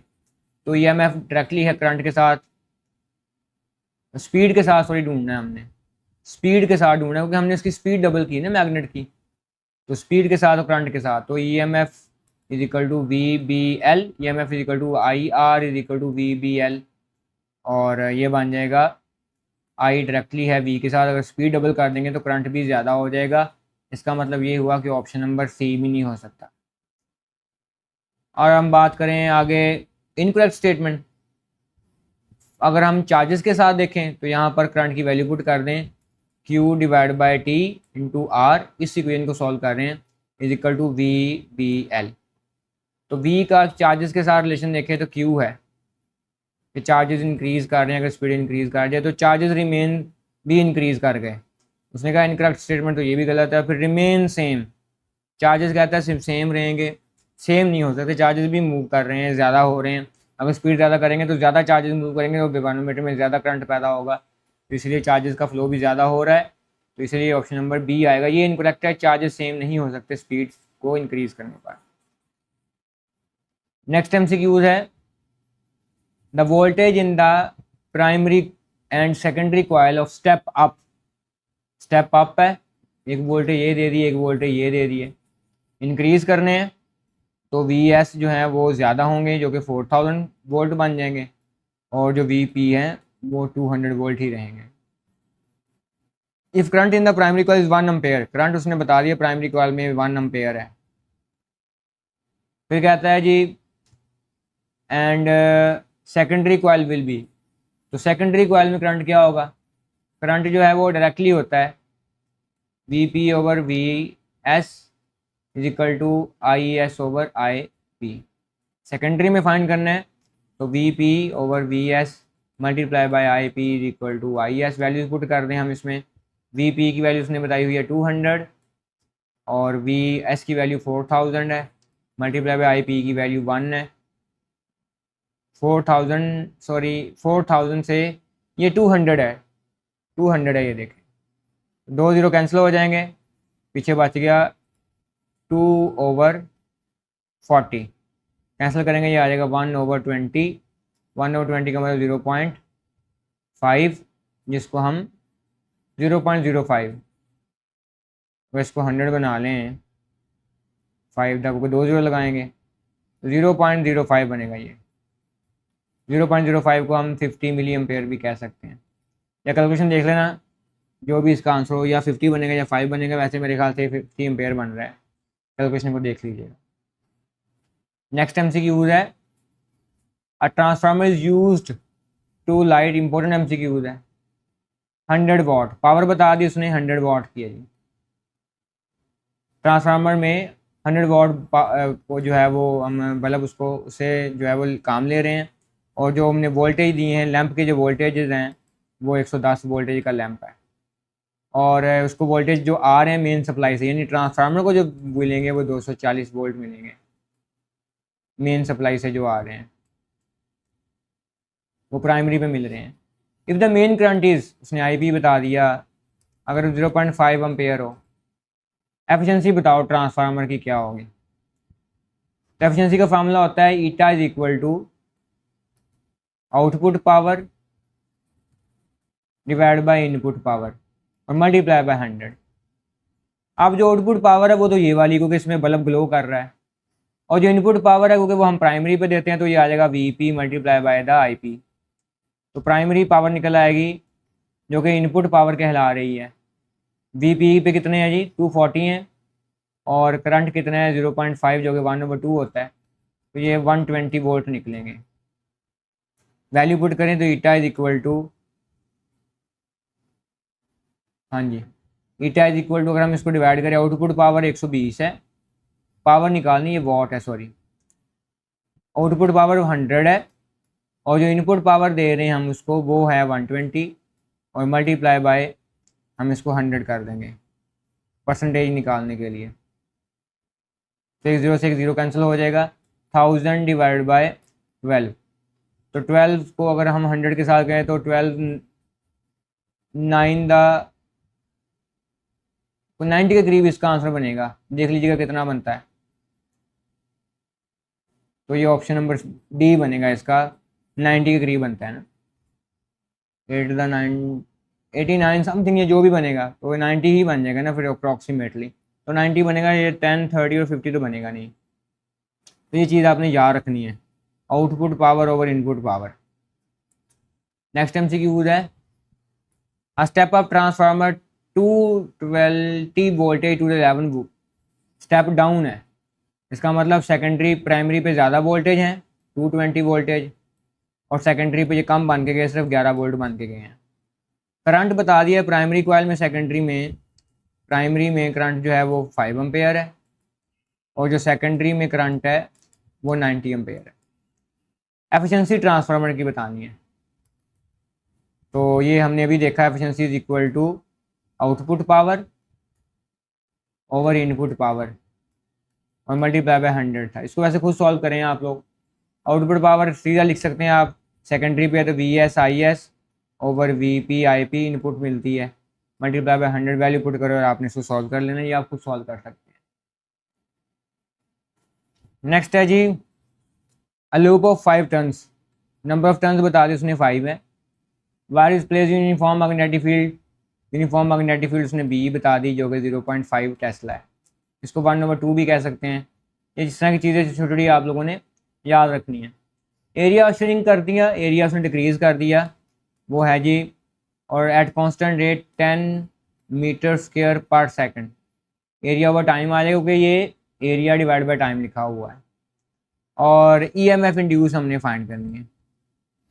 फार्मूला आपके ध्यान में आ जाना चाहिए, क्या है, EMF is equal to N delta phi divide by delta t, क्योंकि VBL तो नहीं लग सकता ना, ना स्पीड दी हुई है ना लेंथ दी हुई है, तो ये आ जाएगा EMF is equal to 5 turns है, और डेल्टा फाई की जगह मैं लिख सकता हूँ B.A ओवर डेल्टा टी, या खाली टी भी लिख सकते हैं। तो N की वैल्यू उसने यहाँ बताई हुई है 5 है, B की वैल्यू 1/2 है, और एरिया ओवर टाइम जो श्रिंक हो रहा है वो 10 है। तो 5 2 5 10, 5 ये है और एक 5 यहाँ से निकल आया, तो 5 मल्टीप्लाई बाई 5 25 वोल्ट बन जाएंगे। ये हमारा आंसर आ जाएगा 25 वोल्ट। तो ऑप्शन नंबर ए इसका करेक्ट आंसर है। अगला MCQ है जी, या मेटल रॉड ऑफ लेंथ, उसने लेंथ बताई है मेटल रॉड की 10 सेंटीमीटर है, तो length is equal to 10 centimetre, जिसको मैं 0.1 मीटर भी लिख सकता हूँ डिवाइड बाय 100 करने पर। इस moving at the speed V बता दिया उसने 0.5 मीटर पर सेकंड है। In the direction perpendicular theta 90 है, और B की वैल्यू 0.2 है, जिसको हम 1/5 कह सकते हैं, जिसको 1/2 कह सकते हैं। फाइंड EMF इंड्यूस, लगाओ फार्मूला VBL। अब तो सारी चीज़ें बनी हुई ना, V भी है, B भी है और L भी है, तो EMF is equal to just calculation है, L की वैल्यू 0.1 है, B की वैल्यू 0.1/2 है, सारी वैल्यू पुट करें शुरू से। V की वैल्यू 1/2 है, और B की वैल्यू 1/5 है, और L की वैल्यू 1/10 है, तो ये बन जाएगा, ये भी 5 to the 10 10 the 100, तो ये बन जाएगा 1/100, जिसको हम 0.01 भी कह सकते हैं, या 1 क्रॉस 10 की पावर -2 भी कह सकते हैं। तो ऑप्शन नंबर B बनेगा, C बनेगा इसका, 1 क्रॉस 10 की पावर -2। नेक्स्ट देखें, ये इंपॉर्टेंट MCQ है, बहुत इंपॉर्टेंट MCQ। कहते हैं फिर एक्सपेरिमेंट है जी, ये एक सोर्स लगा हुआ है और ये DC सोर्स लगा हुआ है, आप देख सकते हैं। जैसे स्विच क्लोज करेंगे करंट यहाँ से गुजरेगा, करंट गुजर के यहाँ नेगेटिव सोर्स में आगे इंटर हो जाएगा, ये करंट की डायरेक्शन बनेगी। तो यहाँ से चूँकि कुछ मैग्नेटिक फील्ड्स पैदा होंगी, वो मैग्नेटिक फील्ड नेबरिंग कॉइल में से जब गुजरेंगी कुछ इस तरह से बनेगी मैग्नेटिक फील्ड, इस तरह से नेबरिंग कॉइल में से जब गुजरेंगी तो गैल्वानोमीटर में जो है वो यहाँ पे कोई रीडिंग शो करेगा। पहले अगर एरो का साइन ये है तो अब ये यहाँ पे कोई डिफ्लेक्शन शो होगी। क्या कहता है experiment, there is a steady reading in G as long as is close. कहता है जहाँ से जब हम स्विच बंद करें तो यहाँ पे स्टेडी रीडिंग आ जाएगी। बच्चे समझते हैं हाँ रीडिंग तो गुजरेगी तो ऑप्शन ए इसका होगा, लेकिन ये एक रॉन्ग आंसर है।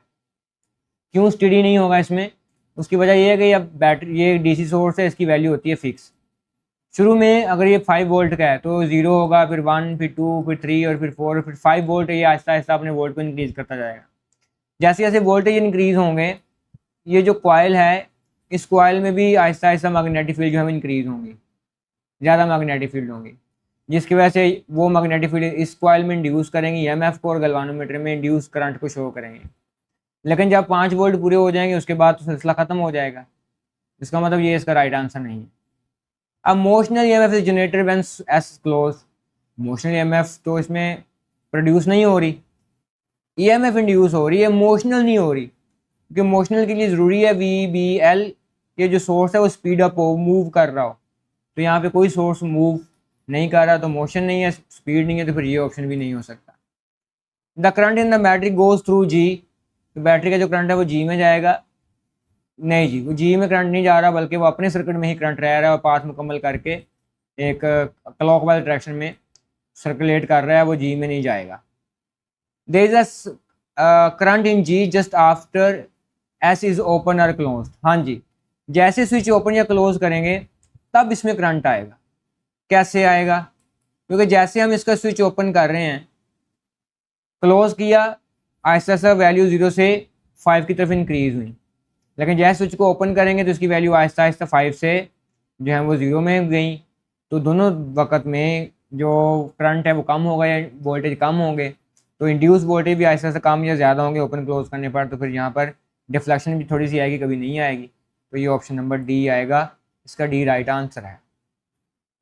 नेक्स्ट चलते हैं अगले एमसीक्यूज पे। बाहर रह गए 3 एमसीक्यू, 4 एमसीक्यू। ये बहुत है मजे के एमसीक्यूज है जी। Solenoid A long narrow solenoid has a length total number of ends और कहता है कि which has the cross section area A, its inductance is, हमने L फाइंड करना है। अब चूंकि ये एक ही कॉइल है हमने सेल्फ इंडक्टेंस यानी L फाइंड करना है, इसलिए मैंने L लिख दिया है। वो ना भी पूछे तो हमें पता चलना चाहिए कि एक सोलिनाइड है। अगर वो 2-3 की बात करता तो फिर हमें समझ आती कि हाँ ये पूछ रहा है म्यूचुअल इंडक्टेंस पे। तो L इज इक्वल टू हमने पढ़ा हुआ है L I is equal to N delta phi. तो L इज इक्वल टू बन जाएगा N delta phi over I, और जो फाई है इसकी जगह मैं लिख सकता हूँ N BA ओवर I, क्योंकि अभी कोई फॉर्मेशन नज़र नहीं ना आ रही, ये वाला ऑप्शन कोई है ही नहीं यहाँ पे, इसका मतलब मज़ीद सॉल्व करना पड़ेगा। इस पर म्यू नॉट आ रहा है सब में, इसका मतलब ये है कि यहाँ पे एम्पेयर लॉ तो पुट होगा ही होगा। तो ये आपने याद रखना है कि एम्पेयर लॉ भी यहाँ पर आना है। सॉल्व करते हैं इसको, L is equal to N B, अगर मैं एम्पेयर लॉ पुट करूँ बी की जगह पे आ जाएगा। तो एम्पेयर लॉ होता है B is equal to mu naught, capital N है तो N ओवर L और साथ आएगा करंट I।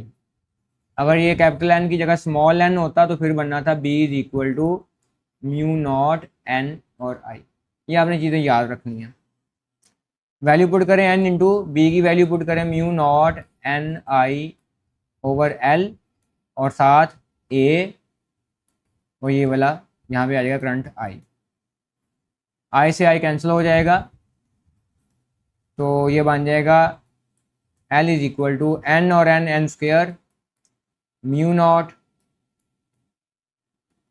साथ इसके आ जाएगा A और ओवर स्मॉल l। ये इसका फार्मूला देखते हैं कि मैच करता है, स्मॉल l, तो ऑप्शन नंबर A बनेगा इसका A इसका राइट आंसर है। बाकी आप देख रहे हैं किसी के साथ ऑप्शन मैच नहीं होगा। अगला जी, magnet is allowed to fall copper, इसको खुद करना है, ये सारी नहीं, इसको देखते हैं। जी, a copper is allowed to fall through a copper circular wire, then during fall, ये एक मैग्नेट है, ये नॉर्थ पोल है और दूसरा पोल इसका जो है वो साउथ पोल है, ये एक कॉपर वायर है, इसमें से मैग्नेट गिर रहा है। अब जब इसमें से मैग्नेट गिरेगा तो क्या होगा, यहाँ पर एक छोटा सा इलेक्ट्रोमैग्नेट डेवलप होगा, जिसमें क्योंकि ये साउथ पोल है मटेरियल का, तो ये साउथ पोल बनेगा और ये नॉर्थ पोल बनेगा, ये एक छोटा सा मैग्नेट बन गया।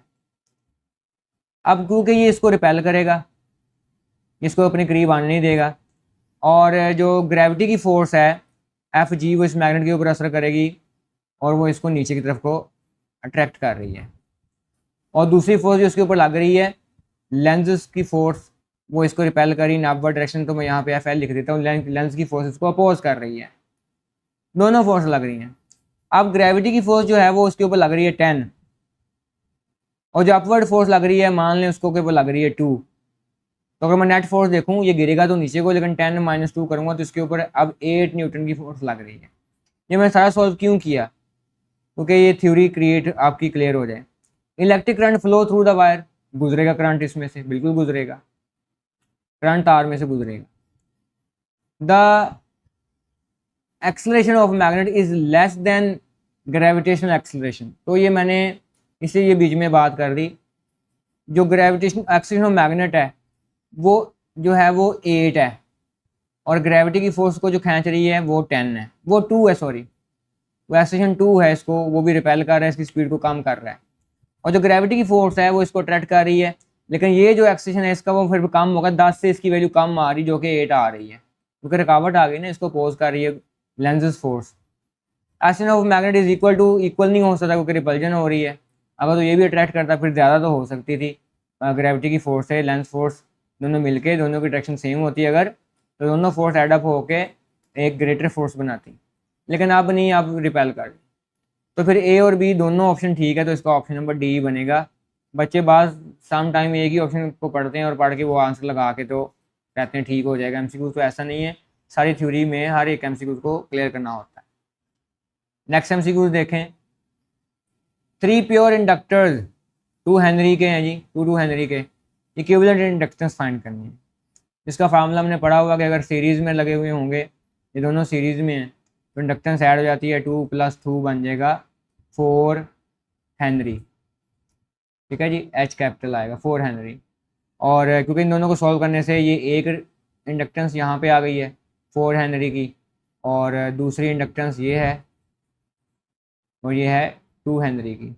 अब दोनों पैरेलल बन गए हैं, तो पैरेलल में फार्मूला होता है L1 × L2 divide by L1 + L2।